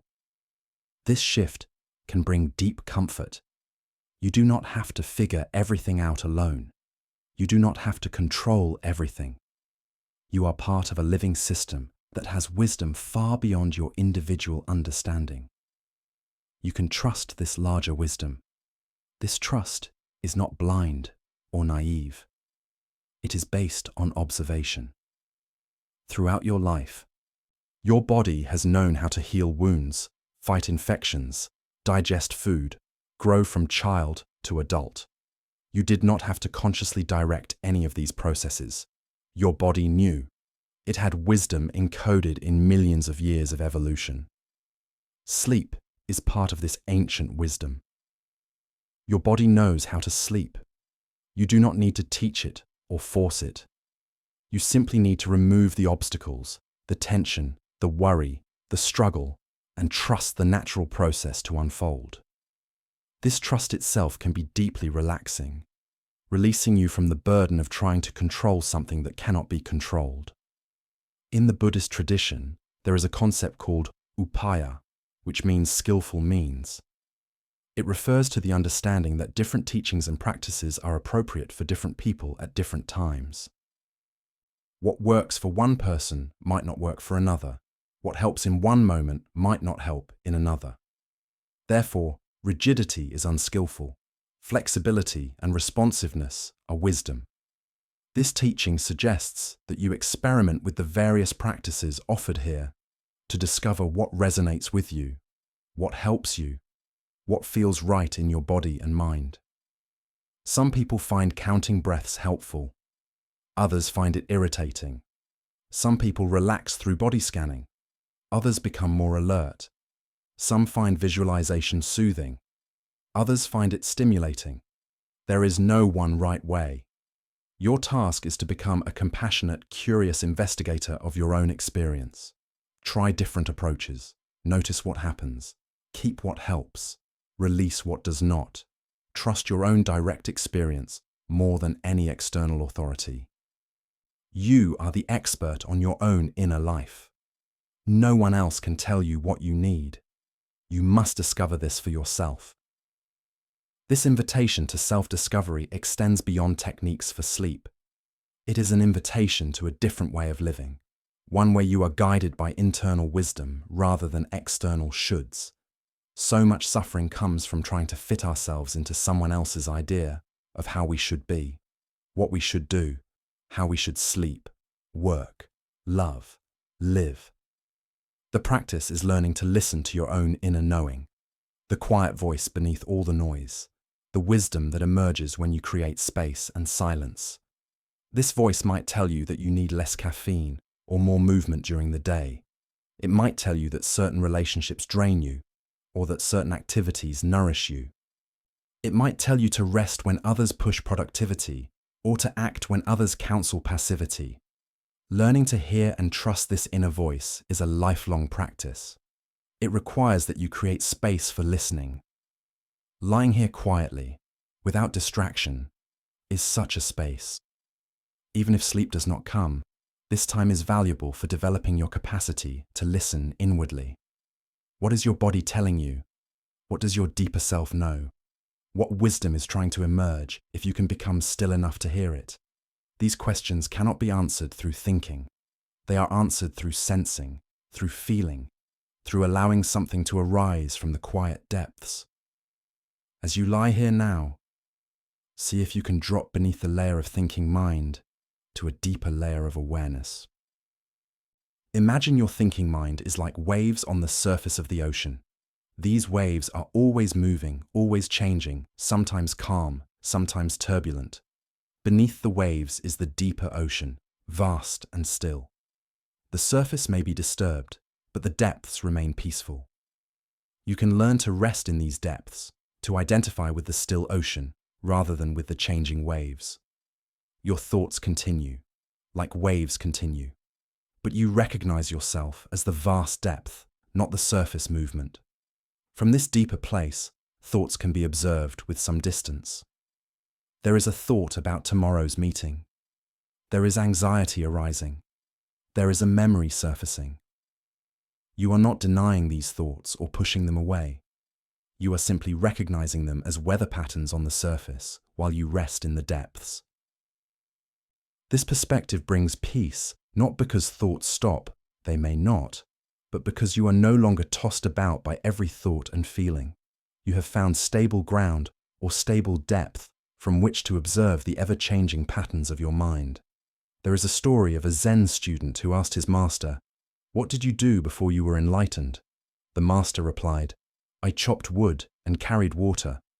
The student then asked, "What did you do after you became enlightened?" The master smiled and said, "I chopped wood and carried water." The student was confused. "What is the difference then?" The master explained, "Before, when I chopped wood, I was thinking about carrying water. When I carried water, I was thinking about chopping wood. After, when I chop wood, I chop wood. When I carry water, I carry water." This story captures the essence of presence. Enlightenment is not some special state where everything changes. It is simply being fully present with whatever you are doing. Before presence, when you lie down to sleep, you are thinking about yesterday and tomorrow. You are anywhere but here. After developing presence, when you lie down to sleep, you lie down to sleep. You are fully here, fully now. This simple shift is profound. It is the difference between suffering and peace, between resistance and acceptance, between fragmentation and wholeness. As you lie here now, can you practice being fully here? Not trying to get somewhere else, not wishing this moment were different, simply being fully present with this experience of lying here, breathing, existing. Your mind may say, "But I want to be asleep, not awake." This is the voice of the part of you that is not yet fully present. The present moment never argues with itself, it simply is.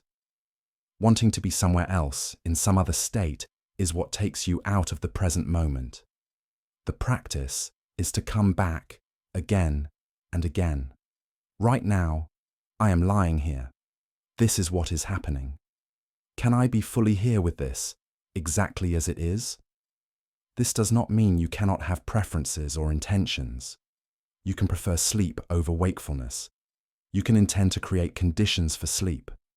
But in this moment, if wakefulness is what is present, can you be fully present with wakefulness, rather than spending all your energy wishing it were otherwise? This is acceptance, and acceptance is not resignation. It is clear seeing. It is acknowledging what is true right now, while remaining open to change. It is saying yes to this moment while still moving in the direction of your intention. Imagine you are traveling to a destination. You are on a train, heading toward your goal. Acceptance is looking out the window and acknowledging where you are right now. Right now, I am passing through this landscape. This is where I am. Resistance is refusing to look out the window, insisting that you should already be at your destination, becoming angry that the train is not moving faster. Both travelers are on the same train, moving toward the same destination, but one is suffering and one is at peace. The difference is acceptance of the present moment while trusting the journey. You are on a journey towards sleep. You may not be there yet, but you are on the path. Each practice you engage in, relaxing your body, focusing your breath, releasing thoughts, offering yourself compassion, each of these is moving you in the direction of sleep. Trust this. Trust that the body knows what to do, that the practices are working even if you cannot see immediate results, that you are exactly where you need to be in this moment. This trust allows you to relax more deeply, which ironically brings you closer to sleep.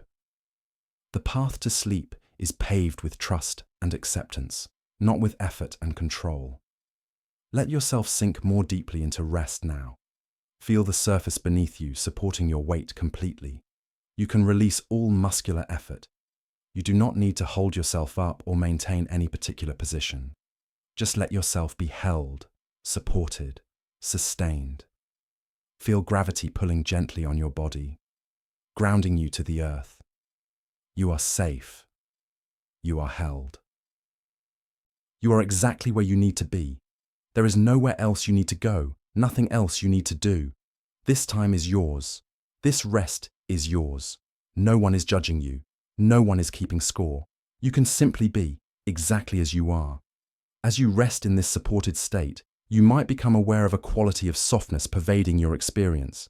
Not just physical softness, though your muscles are soft and relaxed, but a softness of mind, a releasing of hard edges, a melting of boundaries. The boundary between sleeping and waking begins to blur. You are not quite awake in the ordinary sense, but perhaps not yet fully asleep.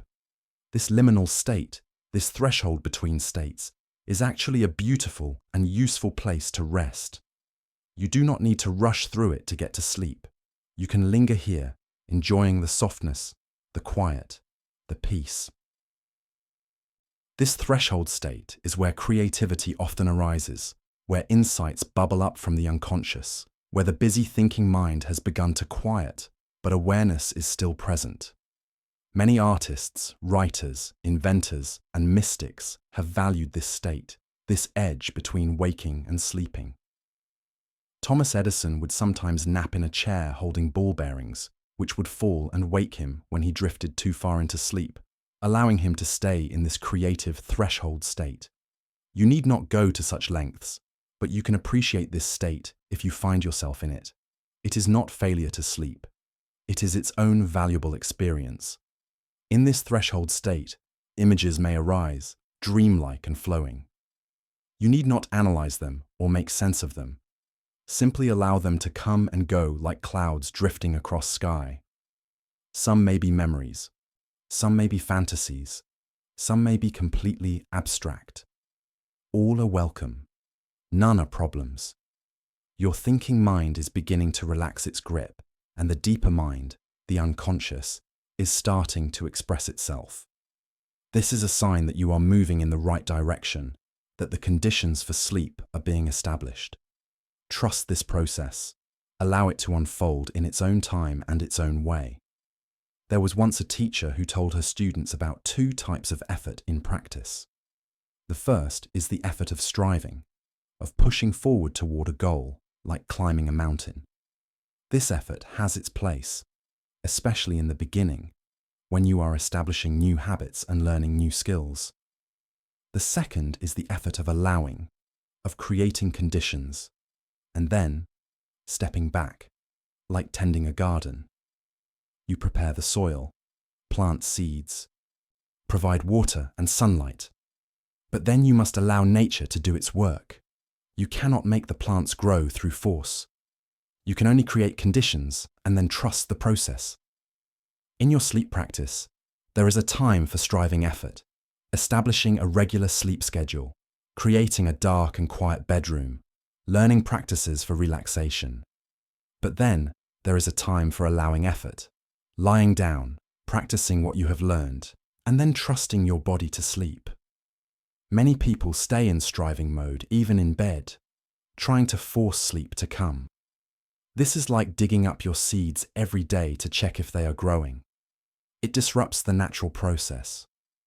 The practice is to learn when to switch from striving to allowing, from doing to being, from controlling to trusting. Right now, this is a time for allowing effort. You have created conditions for sleep. You have lain down. You have practiced relaxation and focus. Now is the time to trust, to release control, to allow your body's wisdom to take over. If you notice yourself trying to force sleep, gently remind yourself, I have done what I can do. Now I trust the process. I allow my body to do what it knows how to do. This reminder helps you shift from striving mode to allowing mode. It releases the tension of trying and opens the space for sleep to naturally arrive. Some find it helpful to use imagery to facilitate this shift from striving to allowing. You might imagine yourself standing at the edge of a gentle river. You have been trying to swim upstream, fighting against the current, exhausting yourself. Now, you turn around. You lie back in the water and allow the current to carry you. You are not drowning or losing control. You are floating, supported by the water, gently moving with the natural flow. This is allowing. This is trust. This is surrender, not to death or defeat, but to the larger forces that sustain life. You can float on this river of sleep, supported, carried, safe. Or you might imagine yourself as a leaf falling from a tree in autumn. You do not resist the falling. You do not try to fly back up to the branch. You simply release and drift down through the air, slowly, gently, eventually coming to rest on the soft ground. This is how you can allow yourself to drift into sleep. No resistance, no grasping, simply releasing and falling, falling, falling into rest. The ground will catch you. You will be safe. You can trust the falling. Or perhaps you imagine yourself in a small boat on a calm lake at twilight. The water is smooth like glass. The sky is deepening into shades of purple and blue. Stars are beginning to appear. You lie down in the boat and let it drift. You are not steering or paddling. You are simply drifting, rocking gently on the water's subtle movement. The boat knows where to go. The water knows how to hold you. You can rest completely, trusting the elements to care for you. This is the quality of trust we are cultivating. Trust in the natural process. Trust in the body's wisdom. Trust in the conditions you have created. Trust that you will be okay, regardless of how much you sleep tonight. This last point is important. So much of the anxiety around sleep comes from the belief that if you do not sleep enough, something terrible will happen. You will not be able to function. You will fail at work. You will be miserable. While it is true that chronic sleep deprivation has real consequences, one night of poor sleep, or even several nights, will not destroy you. Humans are remarkably resilient. Your body has backup systems. Tomorrow, even if you sleep little tonight, you will get through the day. It may not be your best day, but you will survive. The next night, you will likely sleep better as your body compensates. The body is always working to return to balance. Understanding this can reduce the pressure you place on each night's sleep. If tonight is not perfect, that is okay. Tomorrow is another opportunity. This week is another chance. You are not in a crisis unless you make it one through your thoughts. Right now, you are safe. You are alive. You are breathing. Everything else is manageable. This perspective allows you to relax around sleep rather than making it into a high-stakes emergency every night. When you lower the stakes, you paradoxically sleep better because the pressure that keeps you awake is reduced. Let this understanding settle into your body now. Feel the release that comes from knowing that tonight's sleep is not life or death. It is simply one night. You can handle whatever comes. You have handled difficult nights before, and you will handle future difficult nights if they come. Right now, you can simply be here, practicing presence, offering yourself compassion, trusting the process. Whatever happens is workable. You are resourceful and resilient. You will be okay. In Zen practice, there is an understanding that enlightenment and delusion are not two separate things. They are two sides of the same coin, two perspectives on the same reality. What changes is not reality itself, but your relationship to it. In the same way, sleepfulness and sleeplessness are not two entirely different states. They are points on a continuum of consciousness. What changes is your relationship to your state. When you stop fighting wakefulness, when you accept it with peace, the experience of wakefulness changes. It becomes less torturous, less problematic. And often, this acceptance itself allows the shift into sleep. You might notice that as we have been exploring these teachings, time has been passing without your tracking it closely. You do not know exactly how long you have been lying here. This loss of time tracking is a sign that you are entering a different state of consciousness, one less bound by the linear time of waking life. In sleep, time functions differently. Hours can feel like minutes or minutes like hours. This relaxation of time sense often precedes sleep. If you are experiencing this, it is a good sign. You are moving in the right direction. Trust this movement. Allow your attention to return once more to your breath. Let everything else fade into the background, thoughts, sounds, sensations, and bring your full attention to the simple experience of breathing. In, out, in, out. Feel the rhythm, the flow, the ease. Your breath is always in the present moment. It is never in the past or future. When you are with your breath, you are fully present. And when you are fully present, you are at peace, because all suffering exists either in remembering what was or imagining what might be. This moment, right now, is actually almost always okay. It is our thoughts about past and future that create suffering. So stay with this breath, and this one, and this one. Each breath is complete in itself. Each breath is an opportunity to be fully present, fully here, fully at peace. You do not need a better breath or a different breath. This breath, exactly as it is enough. You do not need to be different or better or more advanced. You, exactly as you are in this moment, are enough.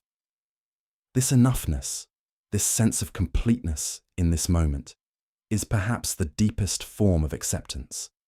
It is the recognition that you are already whole, already complete, not lacking or deficient, not needing to become something other than what you are. From this place of enoughness, sleep becomes not a desperate need, but a natural next step. When you are at peace with being awake, you are no longer blocking sleep with resistance. Sleep can arrive naturally, like nightfall after day, like rest after activity. You are not pushing it away with struggle. You are not pulling it toward you with desperate grasping. You are simply here, open, allowing whatever comes next. This is the perfect condition for sleep to arise. Let your body become even heavier now, even more relaxed. Scan through your body one more time, checking for any remaining areas of tension. Your forehead, smooth and soft. Your eyes, resting deeply in their sockets. Your jaw, loose and relaxed. Your neck and shoulders, releasing downward. Your arms, heavy and still. Your hands, open and soft. your chest rising and falling with ease, your belly soft and relaxed, your back supported completely, your hips releasing any holding, your legs heavy and still, your feet relaxed and warm, your entire body a field of relaxation, comfortable, at peace. Notice the quality of stillness in your body. Even though breath continues, there is a sense of profound stillness. This is not a dead stillness, but a living stillness, like a lake early in the morning before wind disturbs the surface. Everything is alive, everything is present, yet nothing is moving unnecessarily. This is the stillness that precedes sleep, the deep quieting of the physical body that allows consciousness to shift from waking to sleeping. You are cultivating this stillness now through your practice of relaxation and presence. Within this physical stillness, notice also a growing stillness of mind. Thoughts may still arise, but perhaps they are slower, quieter, less insistent. Perhaps there are spaces between thoughts, moments of mental quietness. These spaces are like openings through which sleep can enter. As your practice deepens, these spaces grow wider, more frequent.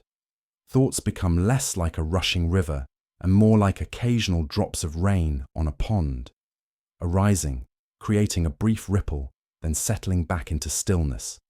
You are not trying to create this state. You are simply allowing it to emerge naturally as you practice letting thoughts pass, without engaging them. There is a teaching in Tibetan Buddhism about the nature of mind, using the metaphor of sky and clouds. The sky is always clear, always pure, always spacious. Clouds come and go. Sometimes the sky is filled with clouds, sometimes clear, but the nature of sky itself never changes. It is never fundamentally clouded. Similarly, your essential nature, your awareness, is always clear and spacious. Thoughts and emotions are like clouds, passing through.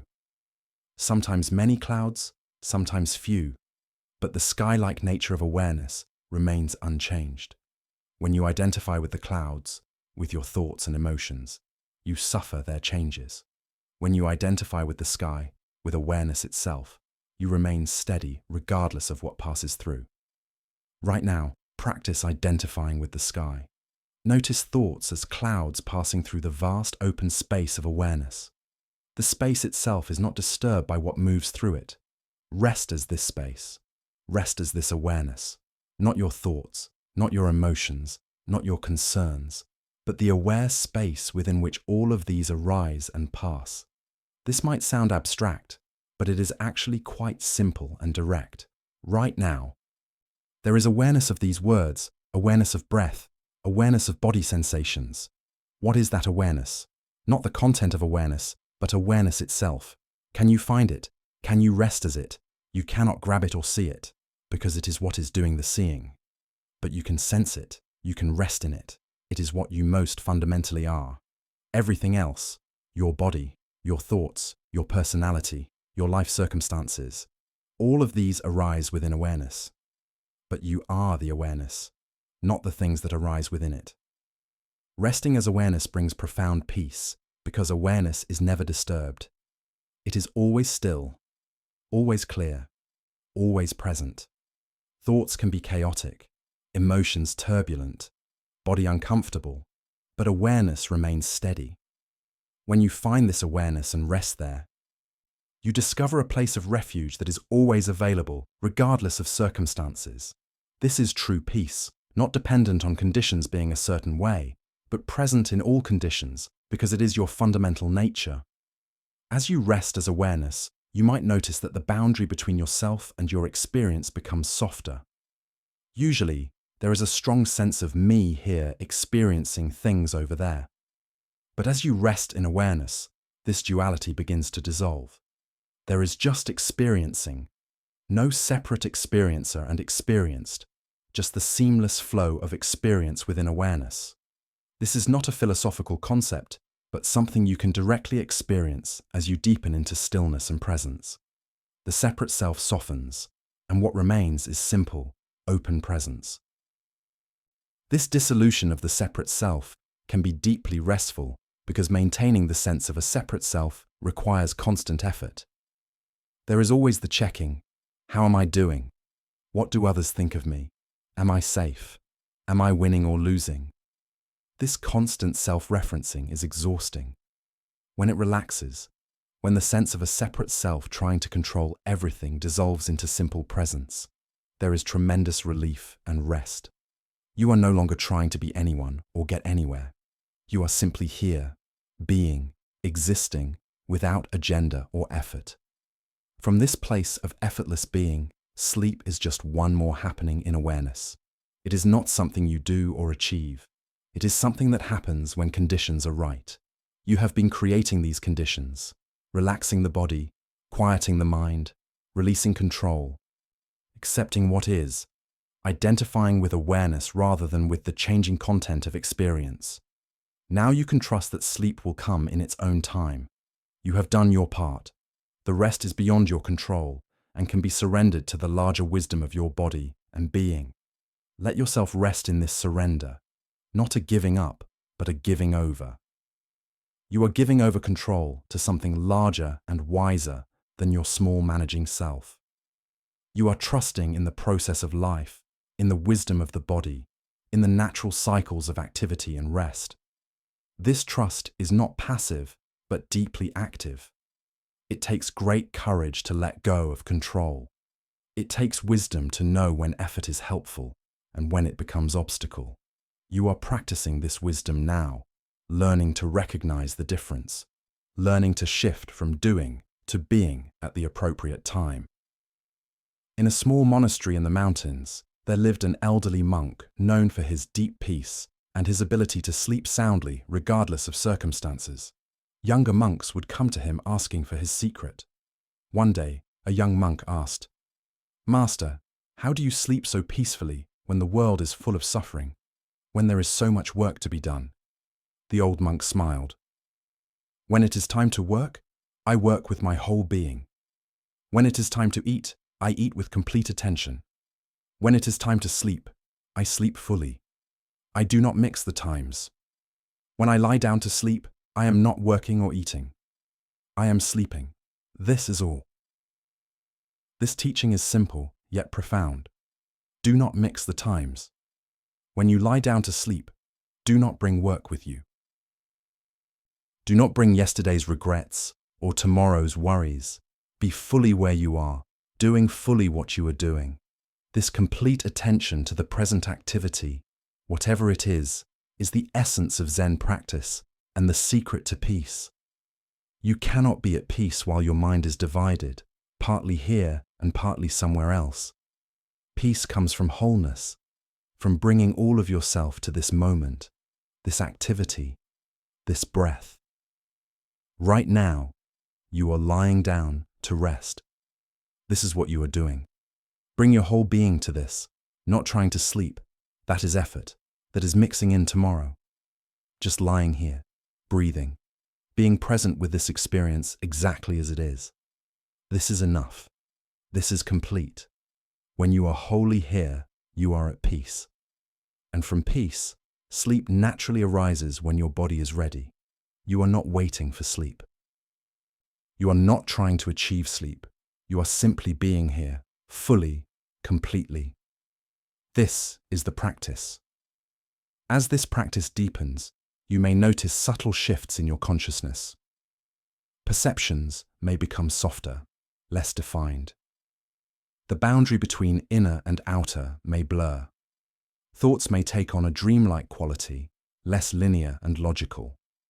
These are all signs that your consciousness is shifting from the beta waves of normal waking thought toward the alpha and theta, waves that characterize relaxation and the transition to sleep. You do not need to know the neuroscience. You simply need to notice these shifts and welcome them, recognizing them as your body-mind naturally moving towards sleep. If at any point you notice yourself becoming more alert, perhaps as a thought catches your attention and draws you into mental engagement, simply acknowledge this. I notice I am becoming more alert. I notice I am thinking about that situation. No judgment, no frustration. Simply notice, and then make a choice. Do you want to continue engaging with that thought, or do you want to return to the practice of presence and relaxation? Usually, you will choose to return, and you can do so gently, releasing the thought with gratitude. Thank you for arising, but right now, I am practicing rest, and guiding your attention back to your breath, your body, or your chosen anchor. Each time you make this choice, you are strengthening what is called in Buddhism, right effort. Right effort is not striving but appropriate application of energy. It is recognizing when effort is needed and when it becomes obstacle. It is making wise choices about where to direct attention and when to release control. This is a skill developed through practice. You will not always get it right. Sometimes you will try too hard. Sometimes you will lose focus completely. The practice is to notice these imbalances and gently correct again and again with patience and self-compassion. Think of learning any skill, playing an instrument, speaking a language, cooking a complex dish. At first, your efforts are clumsy and effortful. You have to think about every action. But with practice, the skill becomes more natural, more fluid. Eventually, it becomes effortless, automatic. The same is true for the skill of falling asleep peacefully. At first, these practices may feel effortful and awkward. You have to remind yourself to breathe, to relax, to release thoughts. But with repetition, it becomes more natural. Your body-mind learns the pattern. Eventually, the shift into sleep happens more easily, more quickly, more naturally. But this learning requires patience and consistency. You cannot practice once and expect mastery. You must return to these practices night after night, gradually conditioning your nervous system to know that bed equals relaxation, that lying down equals safety, that nighttime equals rest. If your nervous system has learned that bed equals anxiety and struggle, it will take time to unlearn this and establish a new pattern. Be patient with yourself. Celebrate small improvements.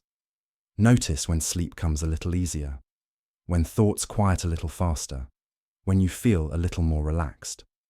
These small shifts are progress, even if complete transformation has not yet occurred. There is a beautiful practice from Zen called Shoshin, or beginner's mind. It is the practice of approaching everything as if for the first time, without preconceptions or fixed ideas. When you approach sleep practice with beginner's mind, each night is fresh. You do not bring the baggage of past difficult nights. You do not assume that tonight will be like last night. You approach this night, this moment, with openness and curiosity. What will this night bring? How will my experience unfold? This openness itself prevents you from creating a self-fulfilling prophecy where your expectation of difficulty creates the difficulty. If you approach sleep thinking, "I never sleep well, tonight will be another terrible night," you create tension and anxiety that indeed prevents good sleep. If instead you approach with beginner's mind, "I wonder how sleep will come tonight. I am curious about this process," you create openness and relaxation that allows sleep to unfold naturally. Your expectations powerfully shape your experience. Negative expectations create negative outcomes. Open, curious, non-attached expectations create space for positive outcomes. This is not positive thinking or denial. It is simply approaching your experience without prejudging it, allowing it to unfold in its own way. You can practice beginner's mind right now. Even if you have been lying here for a while, even if you have had many difficult nights, can you approach this moment as if it is completely fresh? Can you release all ideas about how your sleep should be, how you should feel, what should be happening? Can you simply be present with what is actually happening right now, without the overlay of past experience or future expectation? This is beginner's mind, and it is incredibly freeing. It releases you from the prison of your own concepts and opens you to the fresh, immediate reality of this moment. As you practice this openness, this beginner's mind, you might notice a quality of curiosity arising. Rather than judging your experience as good or bad, you might find yourself simply interested in it. Oh, this is what restless thinking feels like. Interesting. Oh, this is what relaxation spreading through my body feels like. Interesting. This curious, investigative stance is very different from the judgmental, resistant stance we usually take. Curiosity is open and accepting. Judgment is closed and resistant. Curiosity allows experience to be as it is. Judgment demands experience be different. This shift from judgment to curiosity can transform your experience. When you are curious about your sleeplessness rather than judgmental, it becomes less of a problem and more of an interesting phenomenon. Why is my mind particularly active tonight? What am I thinking about? What am I feeling? You begin to learn about yourself rather than fighting with yourself. This self-knowledge is valuable. Over time, you may discover patterns, certain foods or activities that affect your sleep, certain worries that recur, certain times of month when sleep is more difficult. With this knowledge, you can make informed choices. But the knowledge only comes when you approach your experience with curiosity rather than judgment. Let us return once more to the fundamental practice, breath awareness. No matter how far your mind wanders, you can always return here to this simple, direct experience of breathing. Breath is always in the present moment. It is a bridge between body and mind, between conscious and unconscious. When you focus on breath, you unite these aspects of your being. You become more whole, more integrated. This integration is deeply restful. So much of our fatigue comes from internal fragmentation, from different parts of ourselves pulling in different directions. Breath awareness helps to unify these parts, bringing them into harmony. As you rest your attention on breath, you might use the practice of noting or mental labeling. With each inhale, silently note in. With each exhale, silently note out. In, out, in, out. This simple labeling helps maintain attention on the breath. When you notice your mind has wandered, you simply return to noting in, out. This is an ancient practice, simple but powerful. It provides just enough mental activity to keep attention engaged without stimulating the thinking mind. You are not trying to think about the breath or analyze it. You are simply noting its presence, its rhythm, its quality. Some people find it helpful to elaborate the noting slightly. Breathing in, I know I am breathing in. Breathing out, I know I am breathing out. Or even shorter. In, I calm my body. Out, I smile. These phrases, taught by the Buddhist teacher Thich Nhat Hanh, combine breath awareness with intention. You are not only breathing, but consciously connecting breath with calming and with the slight uplift of a smile. Even a very subtle smile, just a softening around the eyes and mouth, can shift your mood and your neurochemistry. The body-mind does not distinguish between a genuine smile and a gentle smile you choose. Both activate similar pathways associated with calm and well-being. Try this now if you wish. As you breathe in, think, in, I calm my body. As you breathe out, allow a very gentle smile to arise and think, out, I smile. Notice what happens in your body and mind as you practice this. Do you feel a softening, a lightening? Even a subtle shift is valuable. You are reconditioning your nervous system, teaching it new associations, creating new neural pathways. Over time and with repetition, these new pathways become stronger, more automatic. But it begins with single moments like this one, single breaths where you practice something new.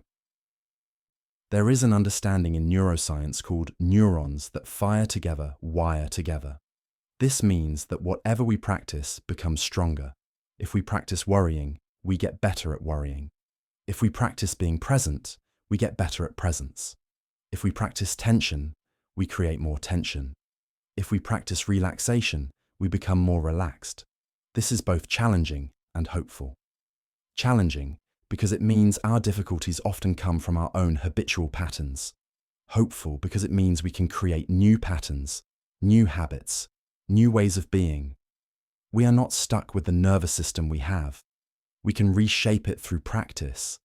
Right now, lying here, you are practicing relaxation, presence, acceptance, compassion. You are creating new pathways, strengthening new patterns. Even if sleep does not come immediately, this practice is valuable. You are investing in your long-term well-being, training your nervous system in ways that will serve you not only for sleep, but for all of life. Learning to calm yourself, to be present with difficulty, to respond to your experience with curiosity rather than judgment. These are life skills that will benefit you in countless ways. So even on nights when sleep feels elusive, you are not wasting time. You are practicing something profoundly valuable. As we move deeper into this practice together, I want to acknowledge any frustration you may be feeling. If a part of you is thinking, I have been listening to this for a long time and I am still awake, that is completely understandable. You came here seeking sleep, and you want it to come now. This impatience is natural, but notice that the impatience itself, the wanting things to be different than they are, is what creates suffering. The actual experience of lying here, breathing, listening, this is not inherently problematic. It is only problematic when compared to the desired experience of being asleep.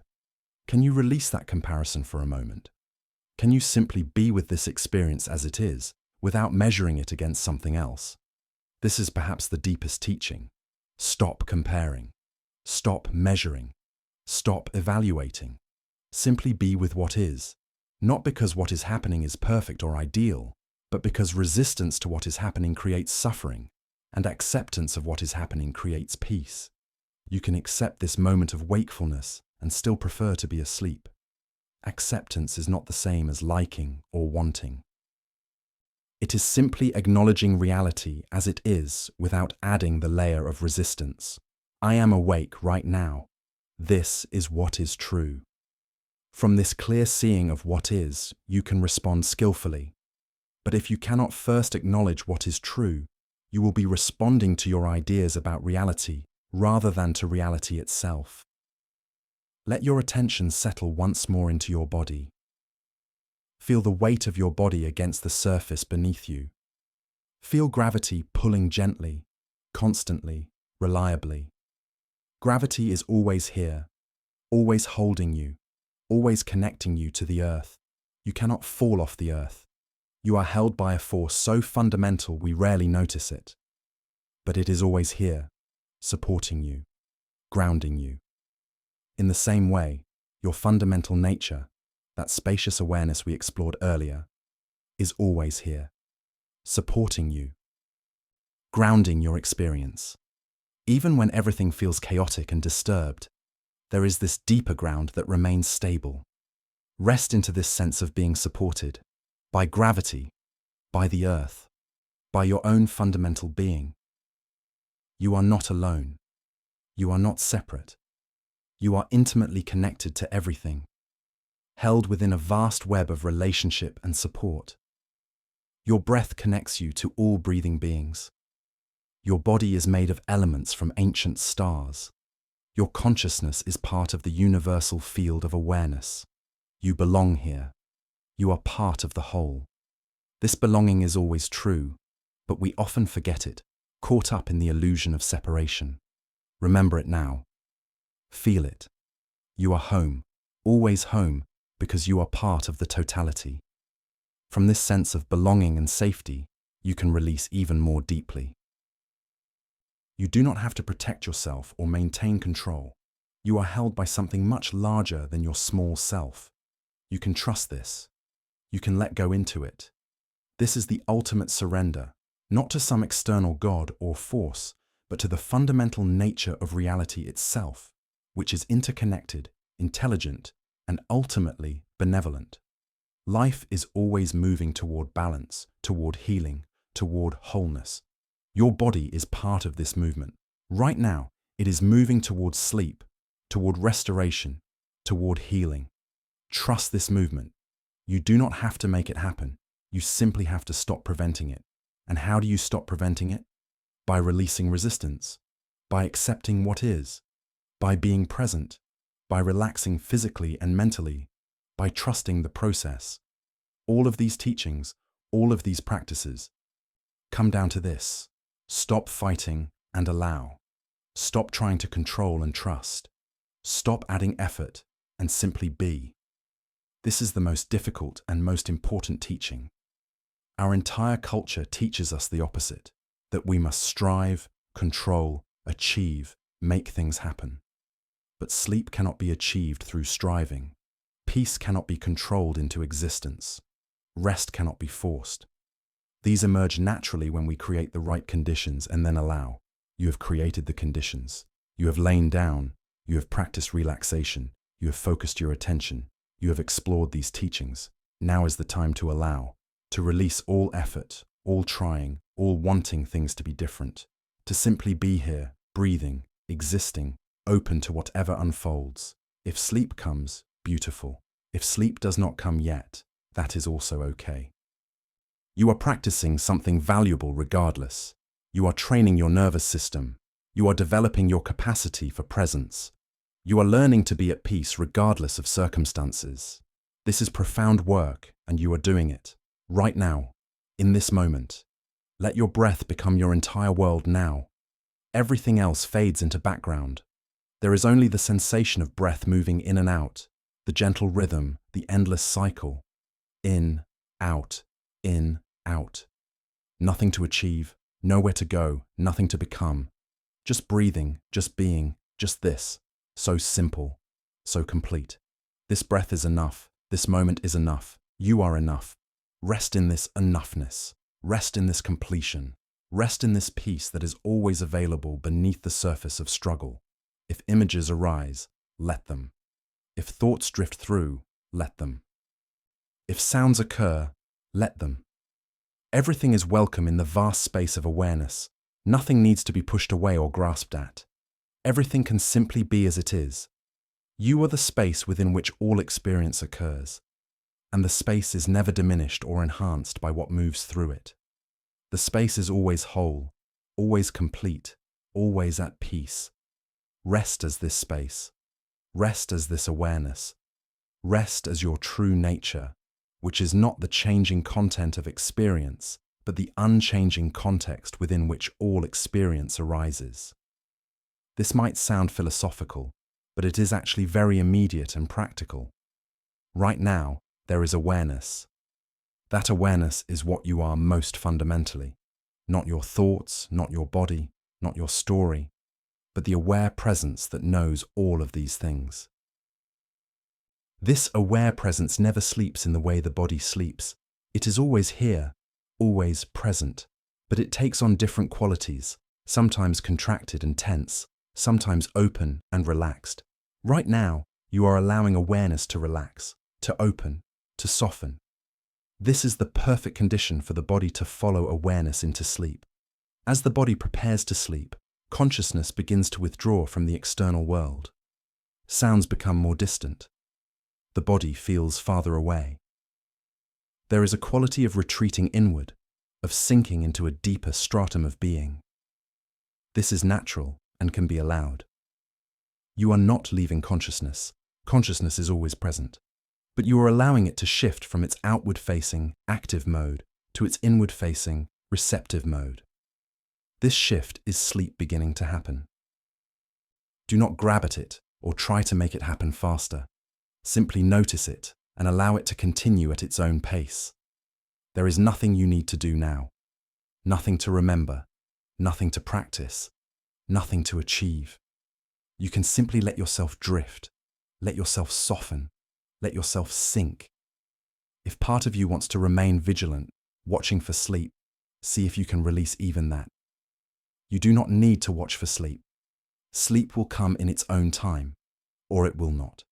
And either way, you are okay. You are safe. You are held. You are exactly where you need to be. Trust this. Trust yourself. Trust the process. Trust life itself, which has sustained you every moment since your birth and will continue to sustain you. Let these words become like a gentle river carrying you along. You do not need to hold on to any particular word or phrase. Let them flow through your awareness, offering gentle suggestions, gentle reminders, gentle support. You are not alone in this practice. Countless beings throughout history have lain awake, seeking sleep, have struggled with restless minds, have walked this same path. You are part of a great lineage of seekers, of practitioners, of ordinary humans learning to work skillfully with their own minds and bodies. You carry the wisdom of all who have come before you, and you are developing wisdom that you will pass on to those who come after. Rest in this connection, this sense of being part of something larger than yourself. You are a wave in the great ocean of being, appearing for a moment with your unique form, then dissolving back into the whole. While you exist as this wave, you have your own experience, your own challenges, your own journey, but you are never separate from the ocean. The ocean is what you are made of, what sustains you, what you will return to. Right now, you can rest in this deeper identity, not just this particular wave with its particular concerns, but the ocean itself, vast, deep, eternal. From this perspective, whether you sleep or not tonight is a small concern. You are so much larger than any single experience. This is not to diminish your real struggle or your genuine desire for sleep. It is to help you see that struggle in a larger context, to help you not make it mean something about your worth or your adequacy. You are whole and complete regardless of how well you sleep. Your value does not depend on your sleep quality. You are valuable simply because you exist, because you are a conscious being, because you are part of the miracle of existence.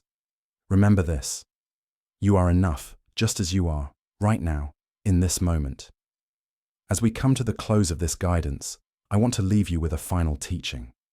There is a Zen saying, "Before enlightenment, chop wood, carry water. After enlightenment, chop wood, carry water." The point is that enlightenment does not change what you do, but how you do it. In the same way, these practices do not give you a magic formula that will make you instantly fall asleep every night. What they offer is a different way of relating to your experience of trying to sleep. Before practice, you lie in bed, fighting with yourself, creating suffering. After practice, you lie in bed with acceptance, creating peace. The external situation may be the same, but your internal experience is transformed. This transformation is what we have been practicing tonight, not trying to force sleep to come, but transforming your relationship to wakefulness, not trying to eliminate thoughts, but changing how you relate to thoughts. Not trying to be different, but accepting yourself exactly as you are. This is the practice. And it is a practice that continues night after night, moment after moment, for the rest of your life. There is no point at which you have mastered it completely and never struggle again. There will be easy nights and difficult nights. The practice is to meet both with presence, acceptance, and compassion. So now, as I step back and leave you in silence, know that you have everything you need. You have your breath as an anchor. You have your body as a source of wisdom. You have your awareness as a refuge. You have practices for relaxation, focus, and acceptance. Most importantly, you have yourself, whole, complete, worthy of kindness and care. Be gentle with yourself tonight and every night. Trust the process. Trust your body. Trust life itself. And know that whether sleep comes quickly or slowly, you are exactly where you need to be, learning exactly what you need to learn. May you find deep rest. May you find peace. May you awaken refreshed and ready for tomorrow's journey. And if tomorrow comes and you did not sleep as you hoped, may you greet yourself with compassion rather than judgment, with curiosity rather than criticism. You are doing beautifully. You are enough. Rest now in that knowing. Rest in the certainty that you are held by something much larger than yourself, that you are loved by the universe itself, that you belong here, that all is well. Let yourself sink into that knowing. Let yourself be carried by that trust. Let yourself rest, deeply, completely, peacefully, breathing in breathing out, being here, being now, simply this, simply rest.